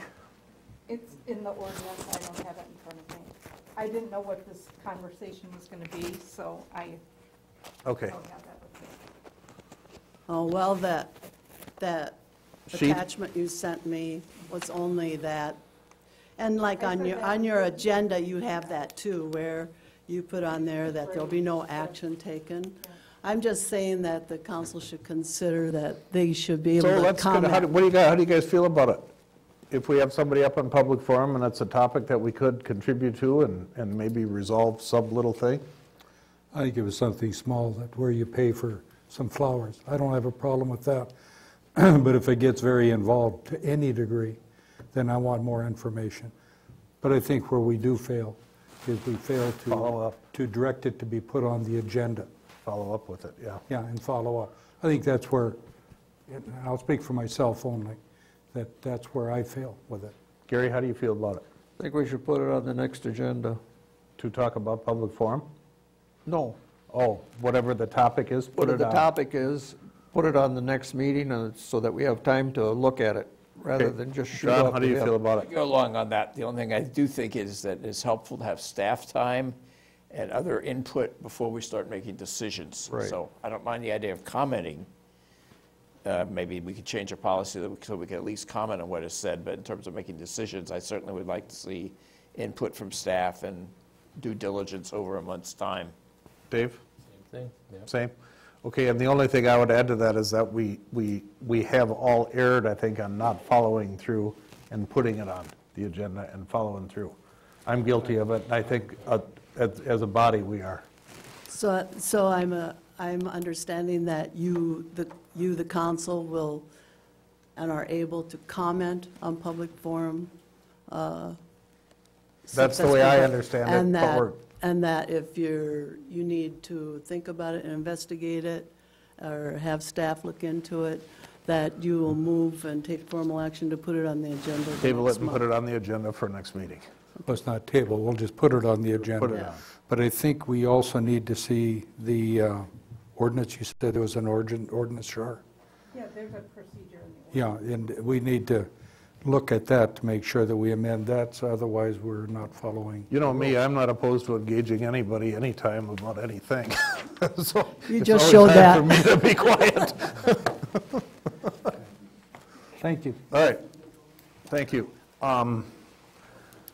Next, for your information in the packet, there's been a summary of the hiring process for the planning and zoning people, if anybody's got any comments or anything, but that's included in your packet. E2, let's see here. You, huh? I'll comment on A. A. The one where Mike gave a synopsis of the hiring. Okay. And I'm glad Cheryl and John were hired. They're more than qualified. My only comment in reading that, they put one ad in the Northland Press and one ad in the Echo. And I didn't see where they even put it in the League of Minnesota Cities website. And here again, I'm saying John and Cheryl are very qualified, but. Did they meet the requirements of what they had to do? They met the requirements, but, dude, how many qualified planning and zoning people do you think are in the reading area of the Northland Press? Well, as far as Mike and staff went, I think this whole body was in agreement that we wanted to retain John and Cheryl both if we could.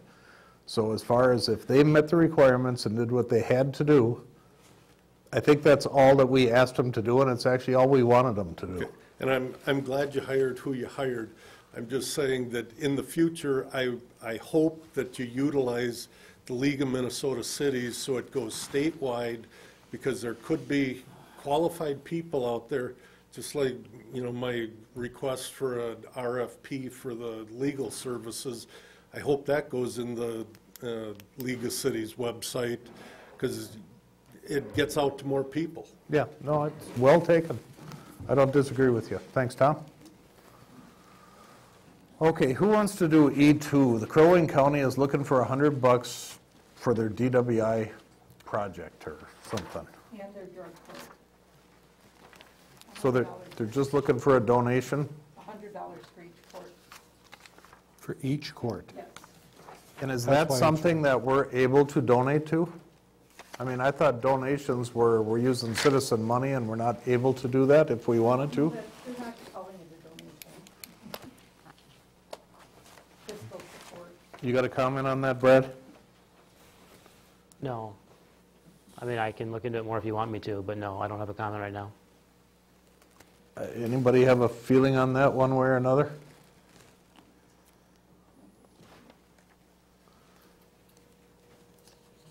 I don't really I say feel. no. I don't feel the urgency to give them $100 It's not for in each the one. budget. Huh? We didn't put it in the budget for next year that we signed off on in September. Okay. I'd so- be interested to know if it's even legal. I mean, because to me, it's like a donation, but Well, can you my first comment? impulse would be that you could be getting donation requests from 1,000 entities. So, yeah, in general, we don't do that. I mean, make it part of the budget process. Don't accept them as they come. Late. Yes, that's not about this request. That's donation requests in general. So, and we do get a lot of donation requests, and it's kind of that we got to be real careful with them. Yes. So does Make a this motion to require deny a it. motion? Does this require a motion? I would think it's best to do a motion. I'll second Okay, it. we got a motion and a second.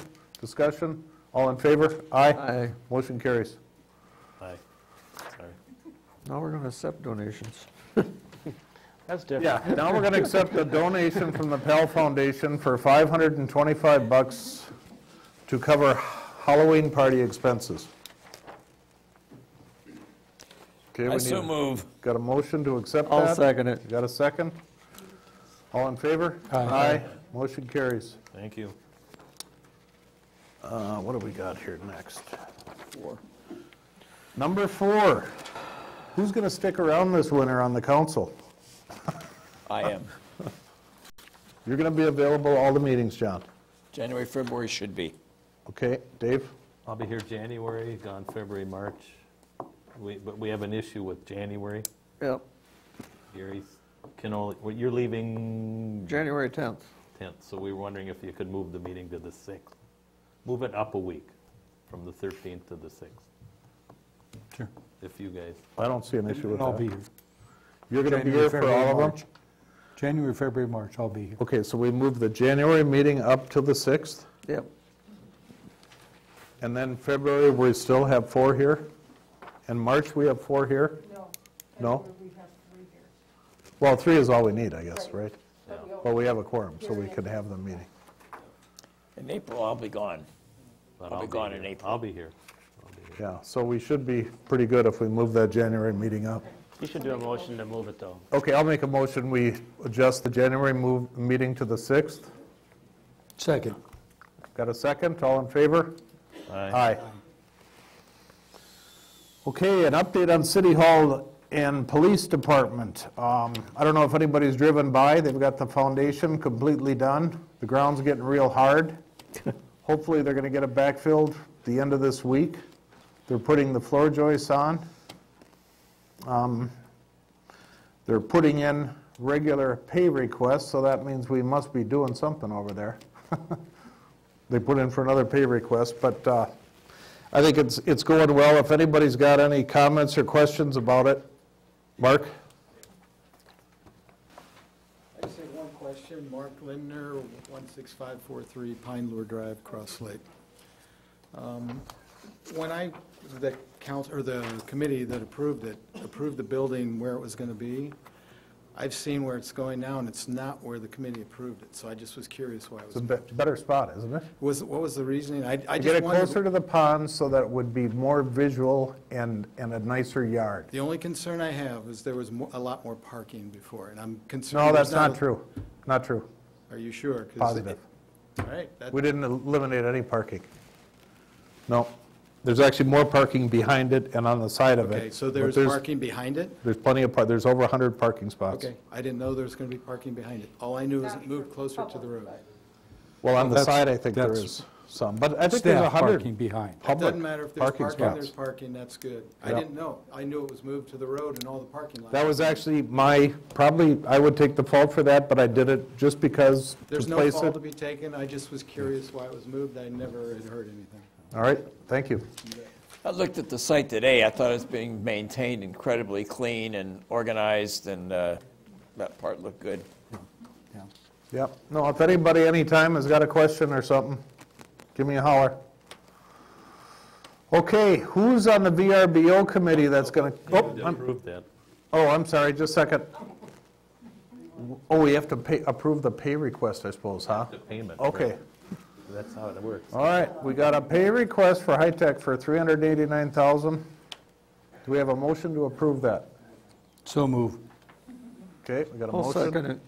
And a second. Any questions on it? All in favor? All in favor? I have another request. Can I make a motion that we make sure that Chip gets approval to move ahead with the design of his building?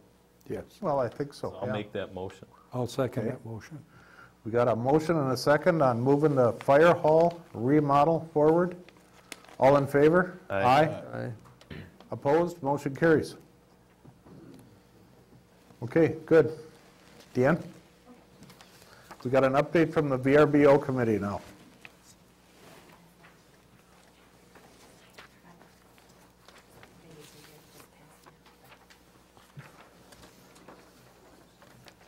Oh, I can separate them.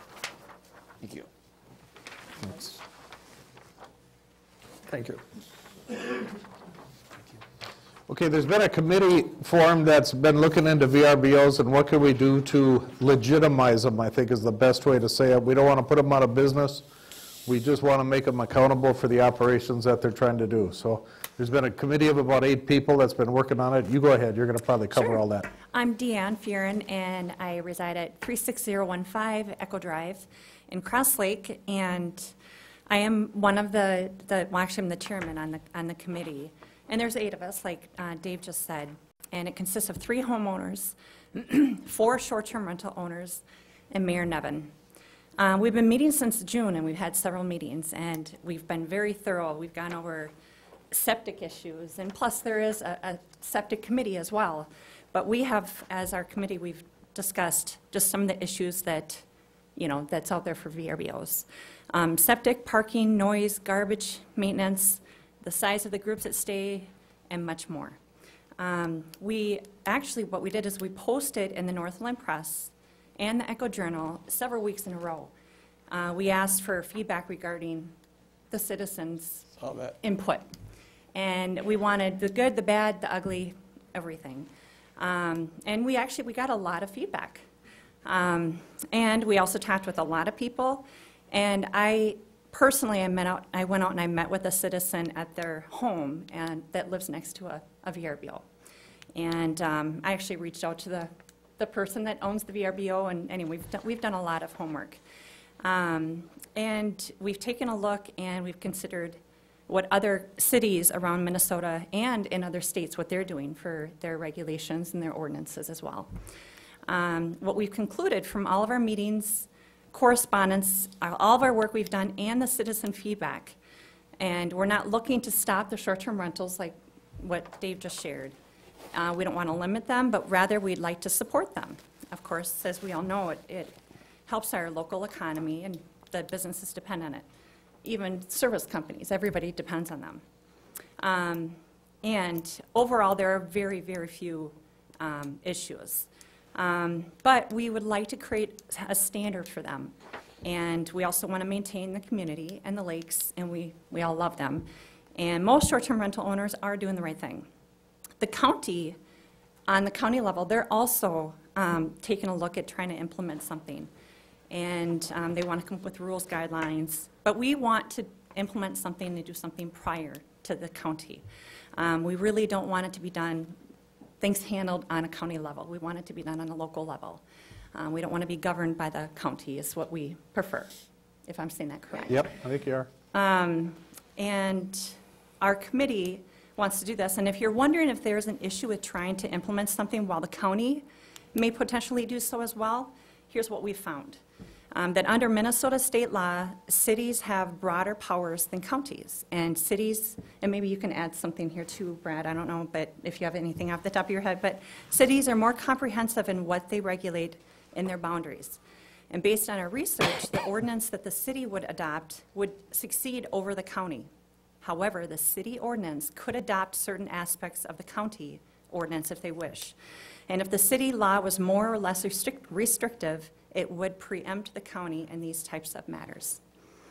Also, just so you're aware, sales tax for short-term rentals are now collected and remitted by the online booking sites, in case anybody's been wondering. Here's where we're at. We have created and are fine-tuning a registration form that also includes contact person, secondary contact person for any potential issues, and the list goes on for the registration. We have also drafted and are working on an ordinance with the intent of creating clear rules for short-term rental owners to follow. We are in discussions with John at the city to ensure we're including Cross Lake's existing standards as well.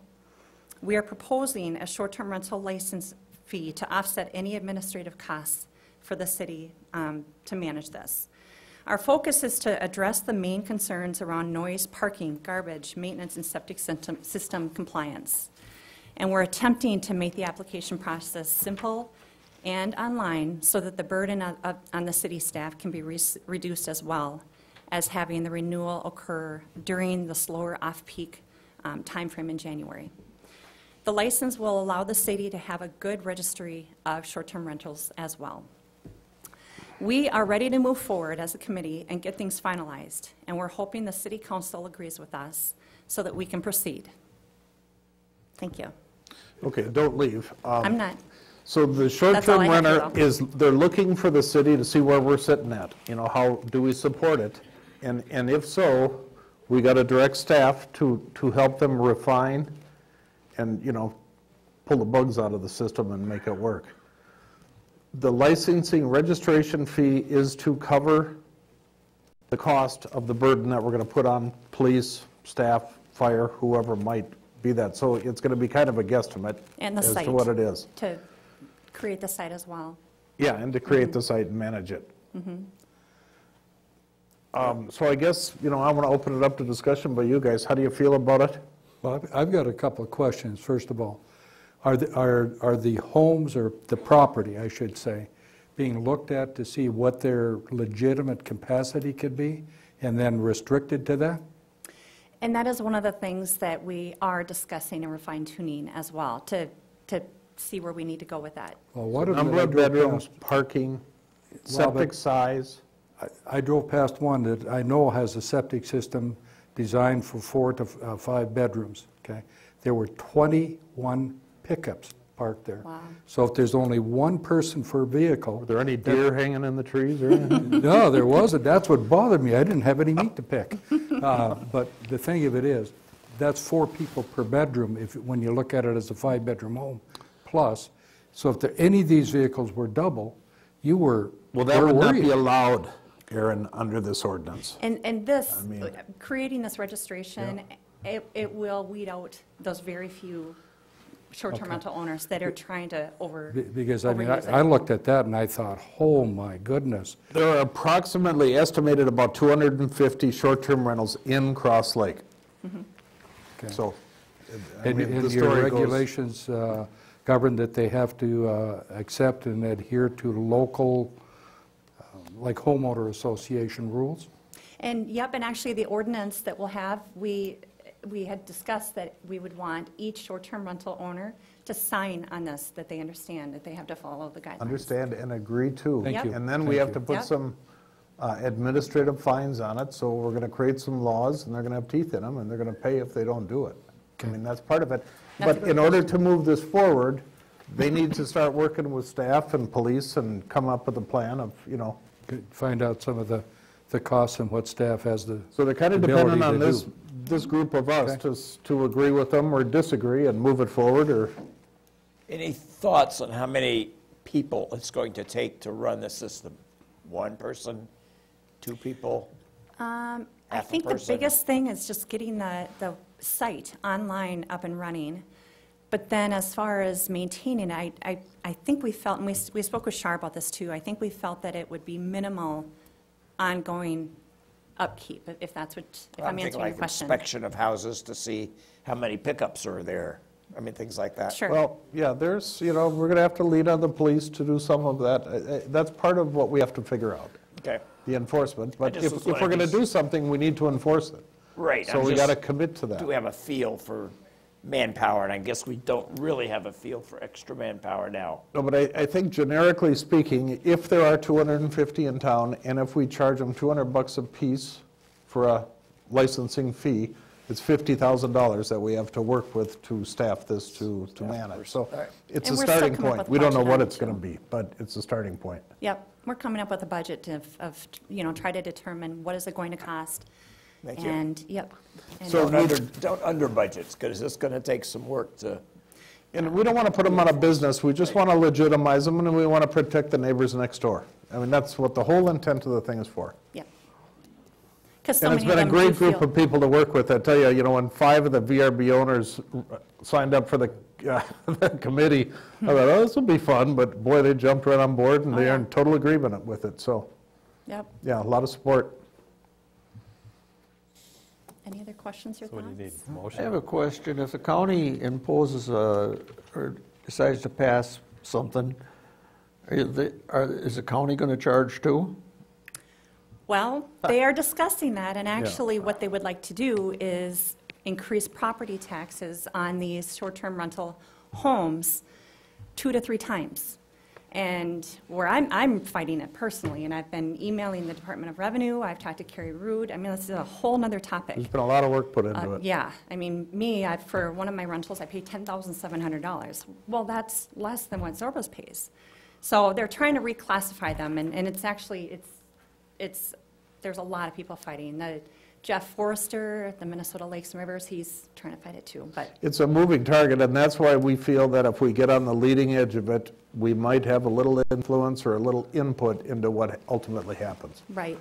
And back to the point of the county handling this, we don't, if there's that disgruntled neighbor, if they have an issue, we don't want to have them go through the county, and they had talked about maybe they would have a 24-hour service line. Well, it would be nice for us to handle it on a local level and Yeah. address it directly with the homeowner and a secondary contact. if The needed. county is looking just as a money generator, and Yeah. they're not going to do any enforcement or anything, so. Right. So there's some stuff to work out on it, but we just felt it was time to bring it to the council here to see how much support we had at the council level to continue on and see if we could move it down the road. I would support it. Make a Okay. motion that we support this project. Okay, Committee. we got a motion from Andrews. Have a second? I'll second. Schrupp seconds. Any other discussion on it? Make sure you talk to John about septic. Oh, yeah, no, they're not skipping anything. I mean, And we'll they're be in pretty line thorough. with the septic system committee as well, and Yeah. everything will. So we got a motion and a second. All in favor? Aye. Aye. All opposed? Motion carries unanimously. Thank you very much, Deanne. Thank you. Thank you. Good job. May I mention recycling under the council members' report? Absolutely. We now have plastic recycling has been restarted. The city met with roll-on, roll-off county people. The county is hoping to stretch their dollars a little further next year by maybe reducing the number of places where they run recycling in the county. So they're going to see if they can reduce those, and they're in the process of working that out. And for the short term, they've at least let us put plastic recycling in again. Right now, the problem is that China is not taking a lot of the recycling. I did have an email into Recycle America, who's the final arbiter of what gets recycled in the Minneapolis area, and I've not heard back from them. There may come a time when we can only recycle certain plastics, but right now, the bins are taking plastic. So Thank you, John. More update. Thank you. So John, just one clarification. So really, in the past, the city has run the recycling program, and it's run through the city. The biggest change in this, it's being run through the county now. And we won't be getting the county's funds and then paying the recycler through So the it actually city. saves Cross Lake a little bit of money. Actually Where saves are the some drop money. stations for the pickup stations, though? That's what a lot of people are asking. They're still working on finalizing that. Okay. They plan on keeping the roll-on, roll-off one, which is basically a private area, but they like our location because it can cover 50 Lakes and Emily in this part of the So county. down at Cross Lake Roll-Off? They would like to keep that one and get rid of some others. Okay. Mr. Boblet, you'll probably keep track of that and put it in the paper. There's a lot of people that are wondering what to do with it, so hopefully you will keep informed on that and let them know. Yeah? I guess I'm not real sure under your mayor's report 1A, was I supposed to, since I brought it up at the last meeting, was I supposed to address that too? My name wasn't there. For hiring. No. and zoning. No. We still haven't done it. It was information. It was information. I asked the council about it. It's in our packet. You want me to take it out and read the whole thing? No.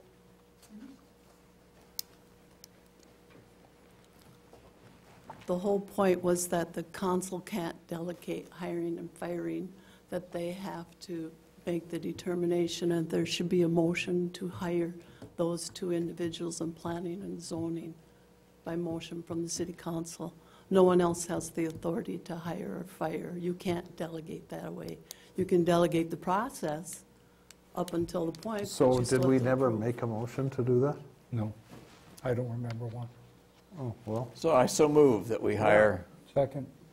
We got a motion and a second. Any discussion on that? This is for both persons now. Yep. One motion. All in favor? Aye. Before All you, opposed? Oh, sorry, go ahead. motion carries. One more, just to, I was going to bring it up, but also we should bring back the, how you want to handle the request to change the minutes of last meeting Oh, yeah, okay. before we get to the administrator report. Whether you want to make a motion to correct, or make a motion to table, or make a motion to have this month's meeting minutes reflect their dispute of the characterization of the minutes. Well, I would say Somehow move it forward, and maybe there's 3 other ways to do it, but we need to somehow respond to that request. Well, I would say that we definitely want the minutes of this meeting to reflect it was brought up, and I guess I would look to council to say, how do we? Well, that's one way of solving it. I don't know, solving is the wrong word. One way of acknowledging it. Yeah. But there's other ways. But the council needs to vote on some way of reacting to it. I'll make a motion that we pick 2 council members to review the tape and what was said at the last meeting and document word for word exactly what it was said. And then. And report back at the next And meeting. that'll be for part of I further don't think there's a discussion. right way, by the way. No, I'm just, right. We're trying to come up with a way to satisfy. I agree. Right. So, Second that if that's a motion. So who wants to volunteer? We're having discussion, though. I have a second. Who wants to volunteer to listen? I'll listen. I'll go with you, Aaron, if Yeah. you want. We'll pick a Yeah. time. So Aaron and Dave will Yeah. listen to it and document. And what server are we going to put this on? And come back next meeting with a proposed way to either not correct or correct the minutes on the next Right. agenda. Okay. Yeah. Is the motion clear now? Yep, Crystal. So we got a motion and a second. Do we have a second on that? Yep. Yep. All in favor? Aye. Aye. Opposed? Motion carries. Okay. So that's satisfied. Dave, you pulled the minutes off the agenda, you haven't approved the minutes yet. They're not going to be approved this month. The motion was just made to have a committee look into it and come back next meeting, which means we can't, You're not going to approve last month's minutes? not until they decide on what to do and come back with a recommendation. Correct. Okay, well, Michael, that sets the stage for the city administrator's report, I guess, huh? Sure, I'll be quick.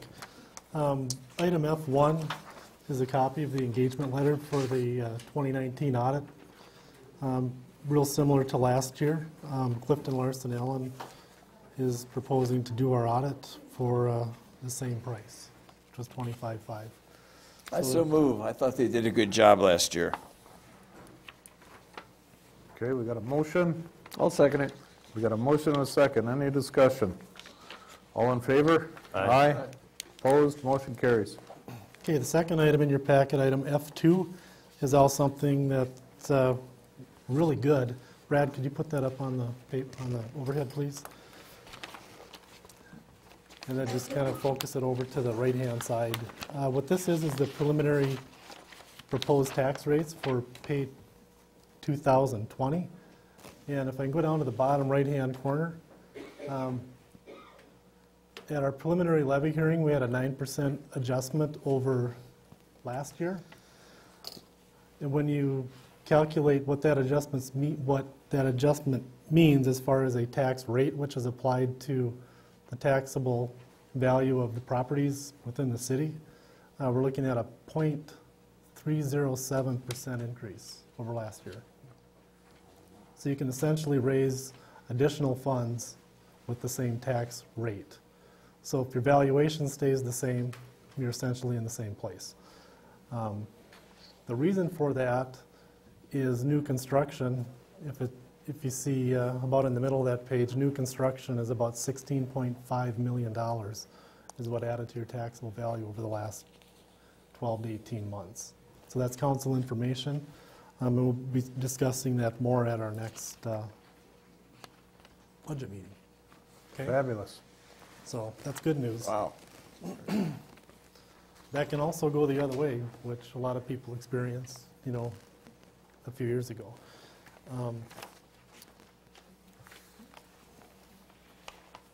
So item 3 is to set a date for the next budget meeting, now that we have a good tax rate, proposed tax rate. We were suggesting 3 p.m. on Thursday, November 21st. I understand there might be some conflicts on that. I'll be in a housing meeting in Brainerd from 2 to 4 that day. So would 9 that morning be better for everyone? 9 works. Okay, great. 21st at 9. So we need a motion. And Make a second motion on to that. set it for 9 a.m. on Thursday, November 21. Okay, we got a motion. Do we have a second? I'll second it. Motion and a second. All in favor? Aye. Aye. Opposed? Carries. Okay, so we're moving on to item F4 now. It's a memo talking about, staff is requesting approval to close city facilities on Tuesday, December 24th. This would allow all employees the opportunity to have Christmas Eve off for travel or preparations if they wish. The closing would include City Hall, Community Center, Public Works, except in the case of a snowstorm. Ted, he's saying yes. Employees would be required to either use a personal day, vacation day, or compensatory time. If an employee does not have any available time to use, they will have the option to take the day off without pay or come into work with their supervisor's approval. And this closing would not include the police department. Similar to what we've done in Yeah. So moved. Second. We got a motion and a second. All in favor? Aye. On Motion behalf- carries. On behalf of staff, we all thank you. So now, the last item on my report is just a verbal update from our sales tax committee. You know, we've had several meetings, sales tax committee group, and we've talked a lot about a lot of issues. And one of the things that keeps coming up is what projects do we want to recommend to the council to go for sales tax? So I've had several discussions with the Department of Revenue. They've been extremely helpful. I've asked them questions like, what do most cities do? How do we do this process? What's the time frame to get this done? How should the wording be? And they've been extremely helpful and supportive and want to be included in every step of the way on the process so we get it right. One thing they've encouraged us strongly to do is identify projects that have a regional benefit. When I shared with them the results of our sales tax study from the University of Minnesota, they were really happy that we would easily be able to show a regional benefit supporting tourism because a lot of our taxable sales are non-residential. It was residential, meaning your property is homesteaded, was about 20%. Everything else was 80%. So there's a large outside influence on retail sales, which has a lot of support for a regional benefit to implement a local option sales tax. So what I'd like all of you to consider as a council is staff have provided you with detailed capital outlay plans, meaning things that we could apply this to. When you're thinking regional benefit, you know, look at things like sewer projects, and then we can come back and decide which projects you want to look at. In all cases, when we look at things like public safety equipment, public safety facilities, whether that's a fire hall or a community center or park trails or sewer expansion, the big aha for everybody is we're not going to generate enough sales tax to pay for all of them. So we're going to need to be really specific in deciding which ones, and I'm hearing a lot of that we want to apply this towards the sewer. And so if you do that, then it almost forces you to do these projects. So we need to talk about some strategies. Do you want to look at, for example, just to pick on something, public safety equipment, do you want to say we're implementing sales tax for the acquisition of public safety equipment that protects our area? And when you look at some of the dollars, you could potentially generate enough money to facilitate all of that and move those dollars to other projects. If you go back and you look at the budgeted numbers in the study that, I don't know, Phil is still here, his firm put together, if you look at, there's about, in round numbers, there's about $15 million of sewer projects.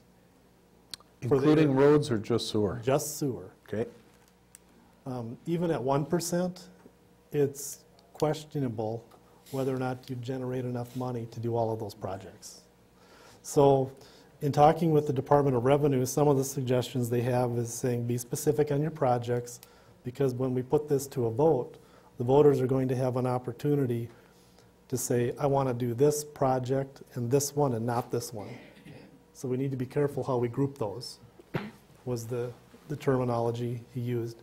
And the other suggestion the Department of Revenue stated was a lot of cities put in up to 1% and then do something less than that, because they want to have the ability to test the waters, so to speak, and say, okay, we're getting what we need at a 0.5%. We don't need to have 1%, but they still want the ability to go back and say, you know, this is working well, and we need to change that to 1%. And we wouldn't have to go back to the legislature to do that? We could just internally do that? You could go back and have your public hearings in an ordinance and get public input and then make a decision and move forward.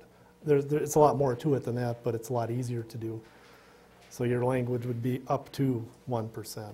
So are we going to form some other meetings to come up with this, or can we do it during a budget meeting? Or we're going to talk about these topics at our sales tax committee meeting tomorrow morning. And then we'll have this as a topic with recommendations at our budget meeting. That's the goal, to have a pretty firm recommendation to the council so they can say, this is what we're going to do, and we're moving forward. So going into the sales tax committee, are you looking for any recommendations from the rest of us now, or just moving forward? No, I think we've got a pretty good idea of what you're looking at, and we're going to give you options so you can make some decisions. 1% sewer and roads, huh? Or a 0.5% police cars and fire trucks. I mean, cities do it for a lot of different things, so that's just a real quick update on where we're at with that, but, okay? Okay. Any questions? So we're going to talk about this on the 21st? Yes, we are. Fine. He's under a real tight time schedule. Well, the end of January, you got to have everything done and He's gotta be submitted. done. We have something that we can go to our legislators with and say, hey, we need your help to support this, and here's what we're doing. By the end of January? I'm thinking before Christmas. Good. Yeah. Yeah. Well, I'm available anytime you want to. The deadline to get the bill submitted to the legislature is February 1st, so. He's asking to nail it down by the 21st. Yep. What it's for. Yeah. And we heard tonight from Yeah. residents on what they think it should be Yeah. used for. Yeah. And he was very specific to tell me, he said, what a lot of cities think is they do the sales tax and they say, well, you know, because you're getting this extra money, you don't have to assess me as much for a road project or whatever project we're doing.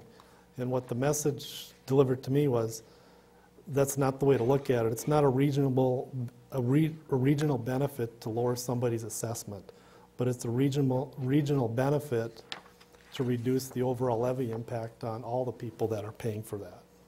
So they encouraged us to be very careful in how we do that. So not on assessment issues, but on budget issues. Yeah, and specific projects to help in the funding package, because he said most cities have their assessment policy and they follow it, whatever that is. I know we're struggling with that a little bit now, but there's some good guidance, and they're very willing to help us through that process. Okay. Okay?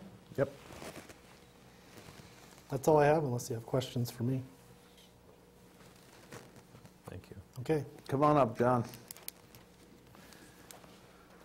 Do you want to jump in and take care of Miss Lisa here at the beginning, or do you want to do it at the end? You guys are in charge.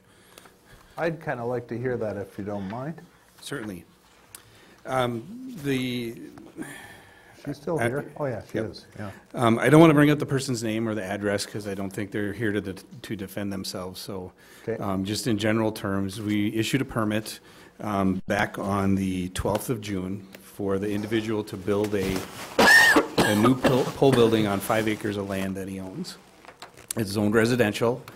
Because it's over the 2-acre limit, the size of the building was based on, he couldn't exceed 25% impervious on the lot. He actually is at 6.7% impervious. I was informed at a certain point this early fall that he had an ad on Facebook that he was renting out space. After I received that information, I called him immediately, explained to him that that is not an allowed use in a residential district in the city of Cross Lake. Told him he needed to take the ad down and that we didn't allow him to rent space inside of his residential storage structure based on our land use ordinance. And he said he pulled the ad, and whether he complied with renting the space out or not, I don't know, because we don't have the authority to go in and say, show me your records, show me that you're not hiring out that space. So to me, that's the end of it. He pulled the ad, and I informed him of what needed to go on. I received another notice that he had one of the storage pods there. The land use ordinance doesn't allow storage pods. So I gave him a 2-week period to make a decision. He's going to remove the storage pod, he was going to store it inside the building so I couldn't see it, or he was going to modify his existing land use permit to enclose that structure completely so we could not see the storage pod from the outside on any side of it. He made the choice to come in and modify his permit. When he modified the permit to enclose that storage pod completely on the outside of his building, I also had him sign a statement that it had to be done by the 1st of December, which he agreed to, and another statement that said he was not allowed to rent storage space inside of the building because it's not allowed in residential areas. And he signed it? And he signed both of those. So short of me standing out there and watching what's going on the property all day long, I don't know what he's doing inside the building. That's not something that we necessarily regulate unless there's a major issue along with it. So if he's renting the space out to someone, I don't know, and I don't know how to find that out.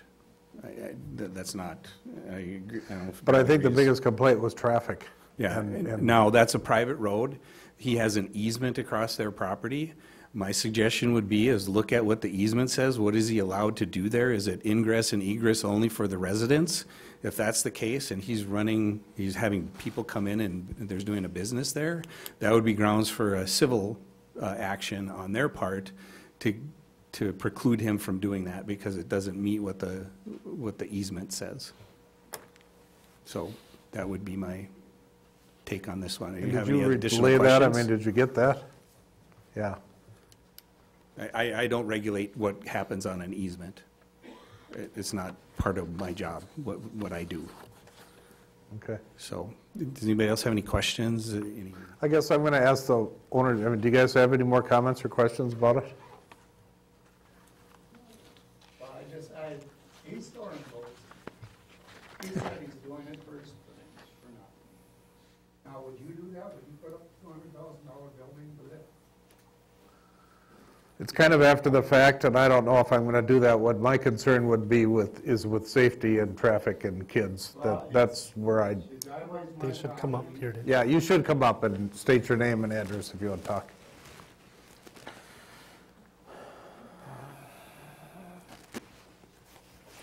My name's Frank Hoag, 35161 West Shore Drive. Now, the driveway is on my property. I own 66 feet wide. There is an ingress, egress, whatever it's called, for 36 feet. Now, he's been complaining the last 3 years about how rough the driveway is, and he's adding more traffic. And I just don't think it's quite right. So, I don't, Mr. Person, I mean, that's not our place to jump in the middle of that, is it? Staff and I I don't think we've talked about this, at least in recent memory. We can talk about, sometimes it is hard to, even if people might know the truth, and I'm not arguing he doesn't know the truth, to prove it is something different. And so we could talk more about what some more possible ways of enforcement are. That's about all I could recommend right now. I don't have a action plan for you right now. I understand the facts between the two of them. I'm getting it, but that doesn't mean I know exactly what to do about it. But we can come back and look at it more. But sometimes it's not so easy to. So would that be come back to the council or work with him directly, or how? If there's consensus with council, I don't direct staff to. We'll talk some more about it. That's the best I can recommend right now. I don't have a better idea at this Okay, moment. but I mean, that kind of falls into that category that I hope that you would do it and follow through with it. Well, it came up on public forum, and we agreed that we're going to have those, this will be on next month's calendar. So if you want us to look into it, we'll have more thought, maybe no better action plan, to be honest, but we'll try, so that you can react to it at the next council meetings. Yes, is what I'm trying to suggest. I have one more thing I want to. Come on up here, you got to come up. From this point on, I think it very wise, planning and zoning, to, when someone comes in, and it's a big boulevard, to ask what their intent is, and then to clarify, this is a residential area, you cannot do that, and say, that is why we have commercial property for sale in Cross Lake. Is there any of that done, John, at all, or no? It's Every just. time someone comes in. So you do go over it? Yeah, so, they're just not getting good at information. Not getting Planning truthful. and zoning needs another employee. I'm very, very, very, very adamant about this. About bringing commercial property into residential. I don't like it, that's why there's commercial. So, if that was his thought right away when he bought the property, no, it's wrong. Well, let's, have kids. I mean, are you guys for that? You guys look into it and see what we can do? Would Brad, would Brad. Well, they'll let him work on it, please. I will, Okay. but he's gonna know my name, because I'm not gonna stop coming in. We look forward to it. You can sit right back in the corner with Marcia.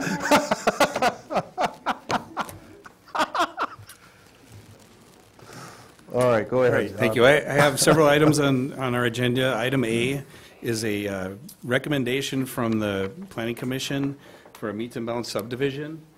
I'm going to give you this. The first two are the same adjacent parcels with the same owner. So the first one, number one, is A here. It's a parcel number 14300743 involving 27.4 acres, and they are splitting off the two lots up here on the north end of it, right alongside West Shore Drive. And we have, it meets all the requirements of the ordinance.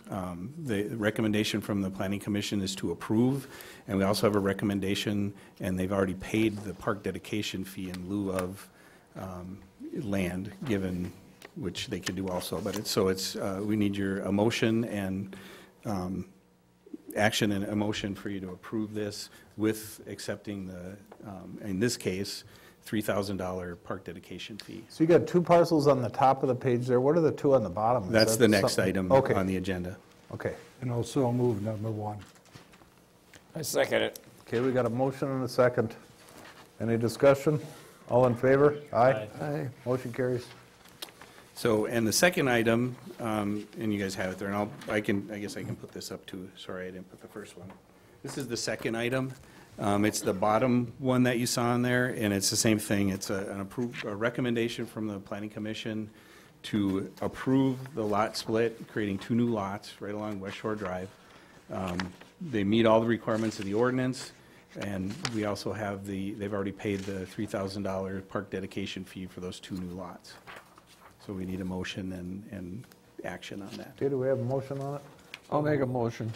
Got a motion and a second? All in favor? Aye. Aye. Motion carries. The third item is a final plat that you guys reviewed last month. This is Josh Savageau, and it's Hope was the previous landowner, and they are looking at one individual lot over on Melinda Shores. And it's kind of hard to see on here. I'm going to turn the backlight off. There we go. A little bit better. They're keeping this remaining lot right here, and they're creating three new lots along here. So it's a final plat. They meet all the requirements of the ordinance. It's been reviewed. I believe we have everything. We have the surveyor here if you have any questions on this one, but we're looking for a motion and action on the approval of this plat. And they're all conforming lots? Everything is good on it? conforming. The county has approved the Blue Rush Estates. Once they establish the people purchase and they go to build on there, we're going to have a new named road, and they'll have to get addresses off that new named road that's there. Building site areas, everything's good on it? Everything meets the requirements of the ordinance. Okay, do we have a motion on this? Do you have a question? Motion by Aaron? Second. Second by Hecox. All in favor? Aye. And then the last item that I have on the agenda is actually the chairman of the Planning Commission is going to come up, Mark Wessels, to discuss with you potentially having a joint meeting to talk about ordinance changes in the near future. Okay. Thanks, John. I'm Mark Wessels, Chair of the Board of Adjustment here in Cross Lake. We've had a number of different issues come up on different ordinances. We've talked about getting some changes made to some of those ordinances, things where we talked about parking regulations and the different lot sizes. John went through some of that sort of thing. What the Planning Commission discussed at our last meeting was that perhaps we should meet together first and make some recommendations for different things, but of course then also invite the council to come. Of course then the procedure is that it becomes a council meeting. So we'd like to have a council meeting on the 5th or 6th of December, I think it was, that we decided. It's primarily going to be a workshop for talking about some of these ordinance changes. Some of the stuff is, for instance, what you can do in residential zoning. There used to be a lot of things you could do, and a few years ago, a lot of that got deleted, and maybe some of that should get put back in. And so there's a number of those different types of things we want to talk about and get started with, and propose some ordinance changes. And we'd like your participation in it, and of course, to have you participate means it's your meeting. So I would assume you've got a pretty good outline of where you want to start with it anyway, huh? We're working on that right now. Each member of the commission has been tasked with coming up with and submitting to John and Cheryl some proposed changes to the language that we have now, what we'd like to see it go to. You know, there's a different, people are talking about maybe another lot size zoning ordinance, you know, for somewhere between 2.5 acre lots instead of going all the way to 5 from the 40,000 square foot and that sort of thing. Okay. Well. So what we're asking the council for is would you guys participate? Would you set a meeting for us that end of that first week in December? Yeah, I would. I'm probably not here then. It'd be helpful for me if we had it after this council meeting on the 9th. If we can't, we can't, but. I think there was some planning too, John, with having that before your regular council meeting. Now, I know you guys just planned a new special meeting after that, so I don't know if we could. Well, I don't think we're all going to be able to make every meeting, so. Okay. Give me a call, I'll fill you in. Ron. Well, and again, it was going to be us working on it and inviting you guys, but then, of course, that would be create possibly a quorum, and so then it has to get noticed, and if it's doing that, now it's your meeting. Yeah. So.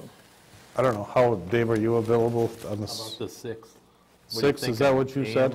PM? Friday the 6th? Friday the 6th, probably in the morning. We normally meet at 9 on when we do our meetings on normal Friday. Yeah. How long does that go then?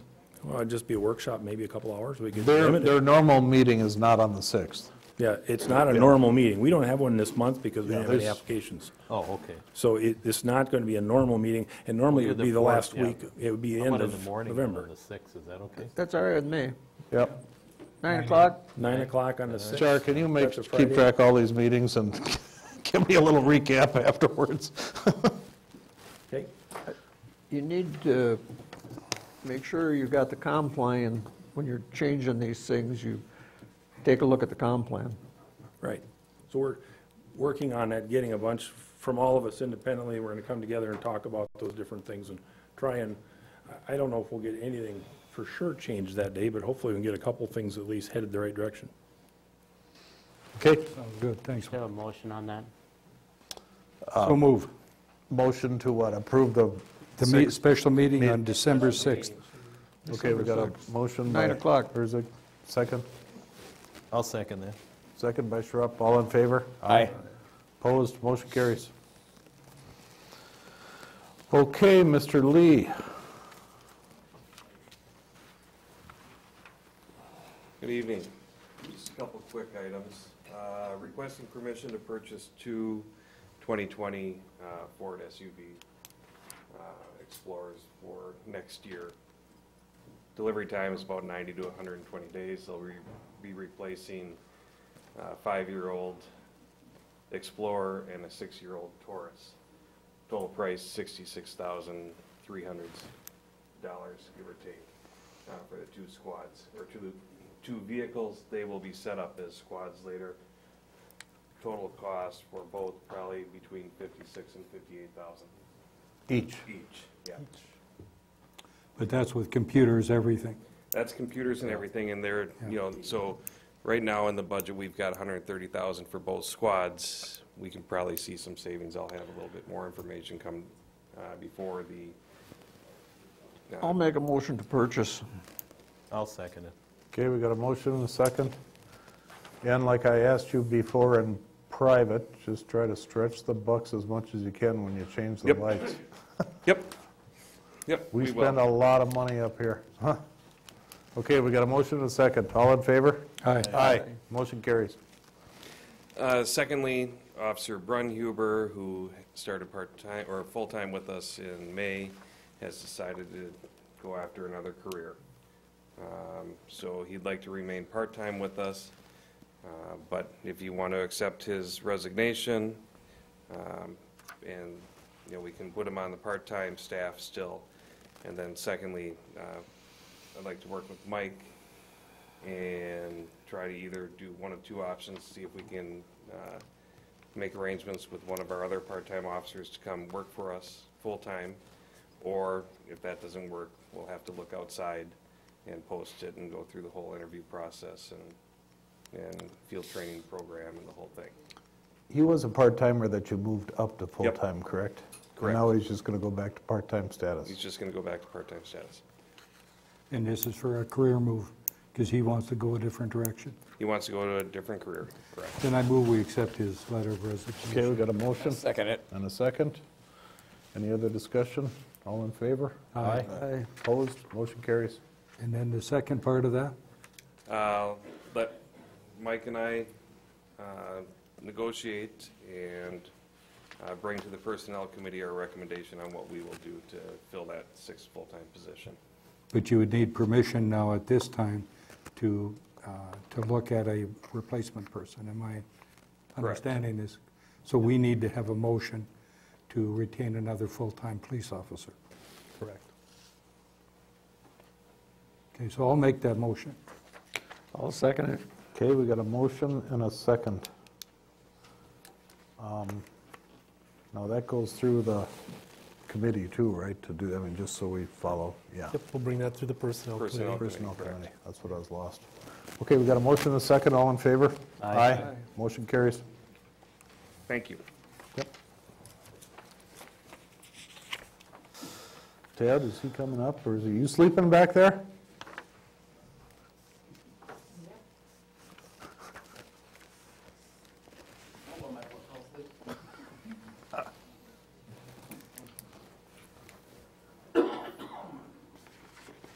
Actually, this was for Phil, actually. Good evening. Good evening. You have a letter G3A from Bolton and Mink, Phil Martin, and he reviewed the petition that we received for Norway Trail and Brook Street for sanitary sewer improvements. Phil, do you want to say anything about it, or? Come on up.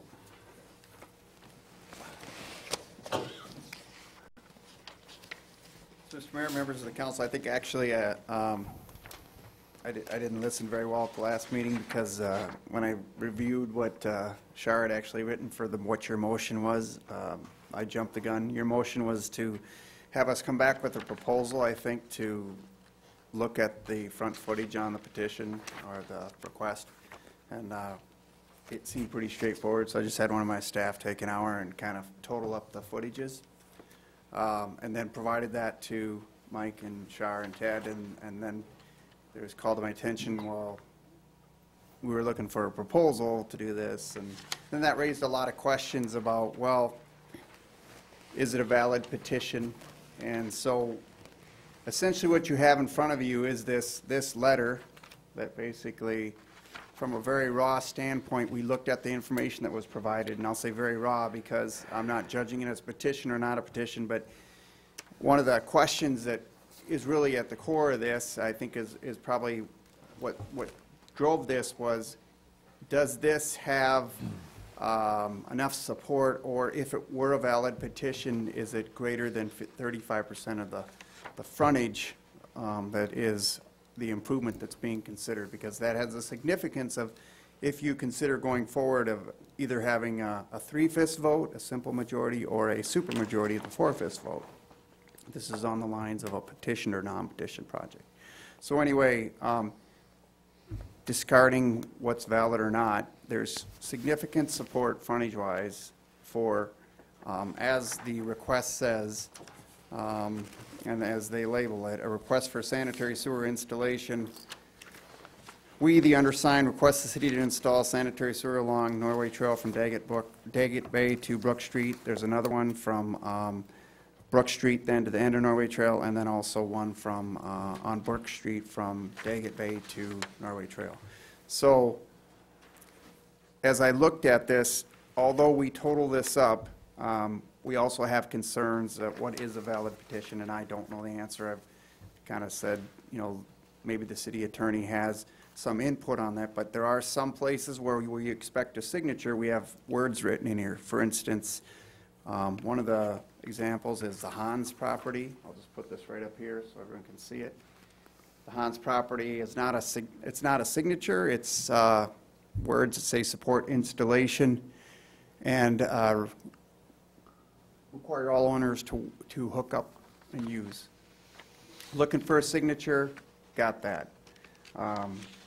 Then the other question that I was concerned about in looking at this, and the only reason I bring it up is if this is deemed valid, I would want it not to be challenged down the road as not being valid, but I quickly pulled something out from the League of Minnesota Cities, and I'll just point to the part in here that raised my question. It was property owned in joint tenancy or by tenants in common should be signed by each owner.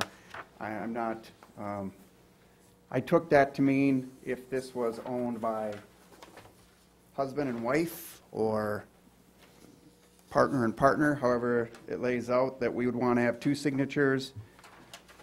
This would be my point here. I just was noticing that on this one, it's Joel and Karen Skagerberg, and it looks like Karen signed it, not the other. Again, I don't know if this information was ever intended to be a petition or an indication of support.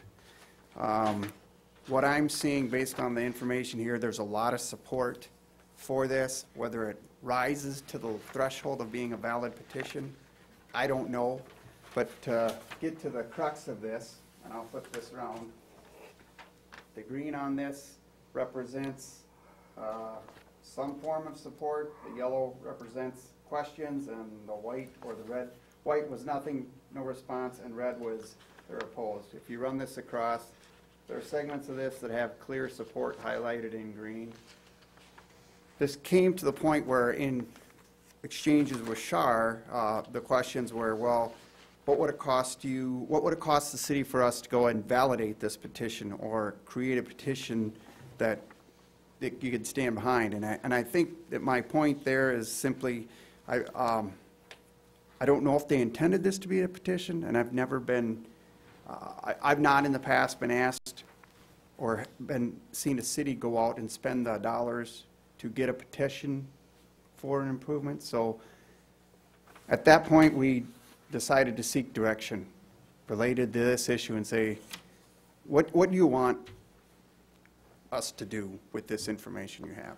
First of all, Phil, that map that you just had up there, that plat, it showed green on the... So it shows, it's hard to show all this entirely, but... No, but I mean, the brew house and the real estate office there shows green. I'm assuming they're already hooked up to the sewer. Yeah, Shar pointed that out, that these, is it these four right here? Yeah. They're already hooked up. So it really doesn't matter then. I mean... But then there's the road part. But Well, that's the part... If I could help just make a clarification. If 4 of you think we want to do this project, you don't even need a petition. You just need a 4/5 vote. Phil said that, but just to say it again.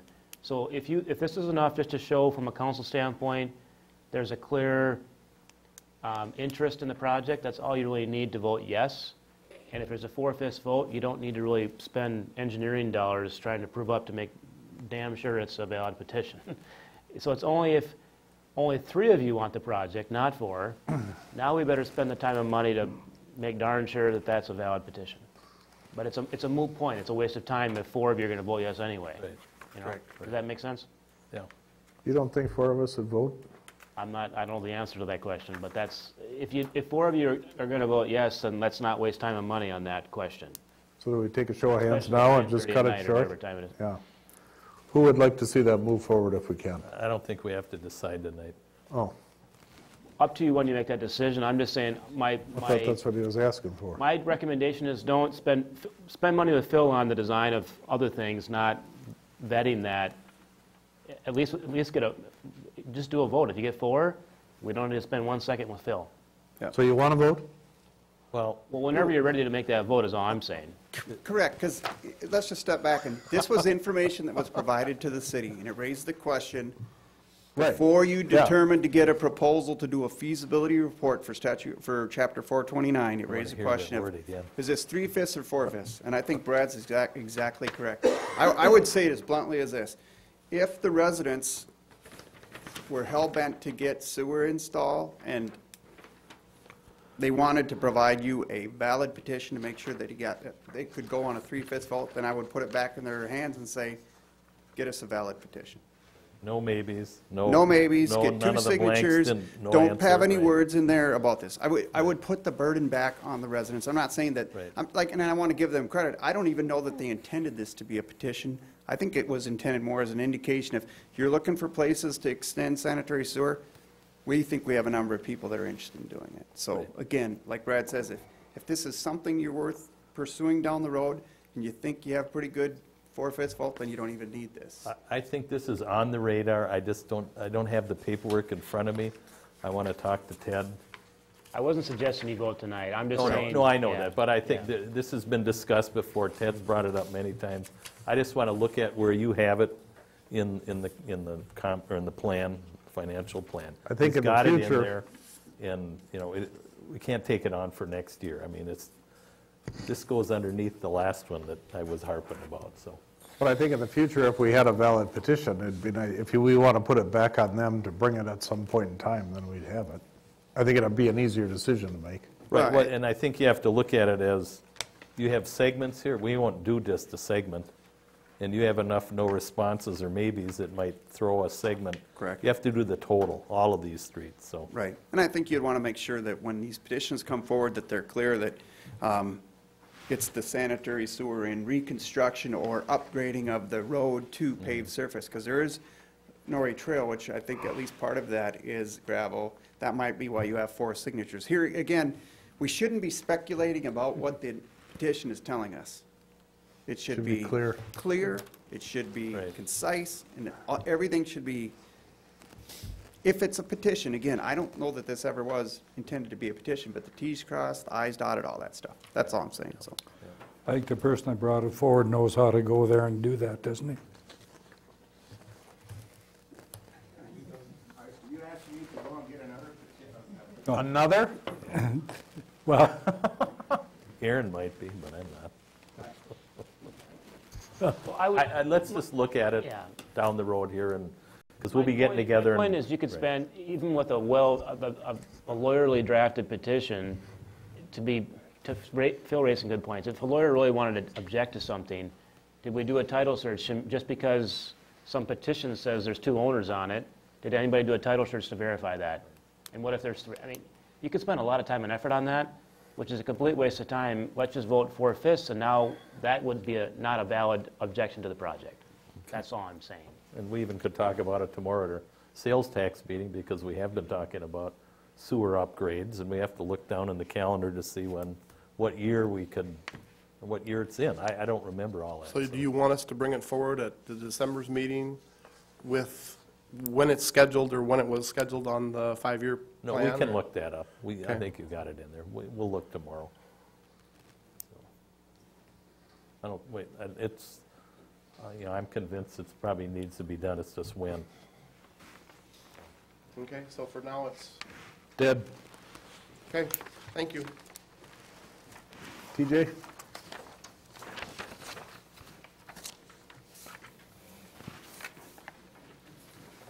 Good evening, Mayor and Council. I have 2 items underneath my staff report. Item number 1, carpet replacement. As you see, I have 2 options listed. The only difference between both of the options, option number 1 states replace existing carpet in the fitness room with carpet tiles, and versus option 2, replace existing carpet in the fitness room with rubber tiles. And as you see in the price difference, it's pretty substantial. I initially pursued the idea that we should go with rubber tiles, but after further talks with Becker Flooring, the carpet tiles are really good for that purpose. If there's any damage or stain, we just simply remove that tile rather than replacing a section. So I'm looking for a motion to accept either option, and my recommendation is we accept option number 1.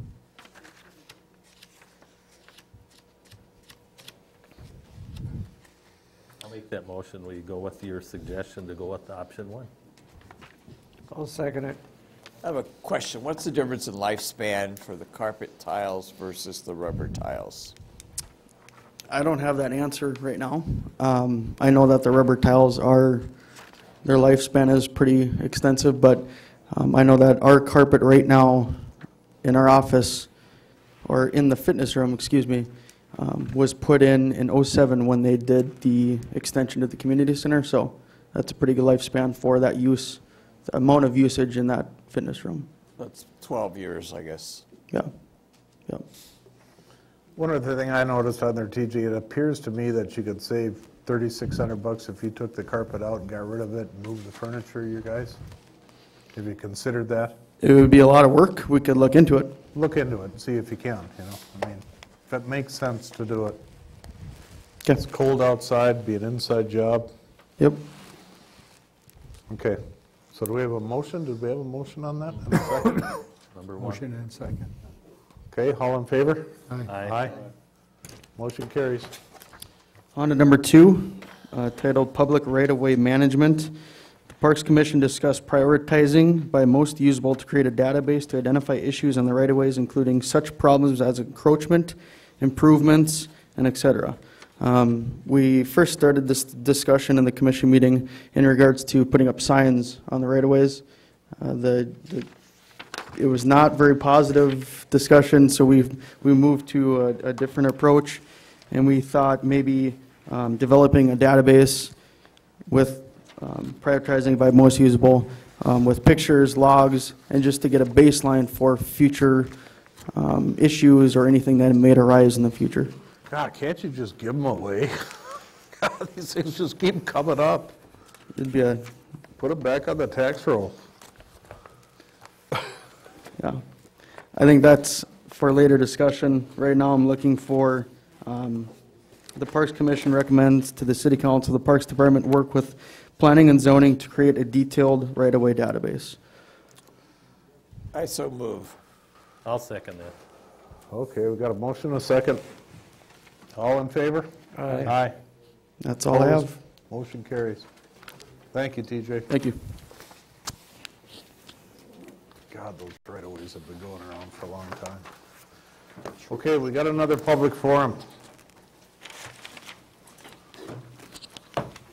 No action will be taken on any of the issues raised. If appropriate, the issue will be placed on the agenda of a future council meeting. Speaker must state their name and address. Each speaker is given 3 minutes. Anybody who want to come up? Public forum is closed. City attorney report. Just looking for a motion to go into close to talk about real estate acquisition. Okay. Do we do the old business and close this meeting or not? Do we close? Yeah, finish anything else you want to talk about in open session before we go into close, yes. Yeah, is there any old business? Any new business? Okay, we're going to adjourn this regular council meeting and go into closed session.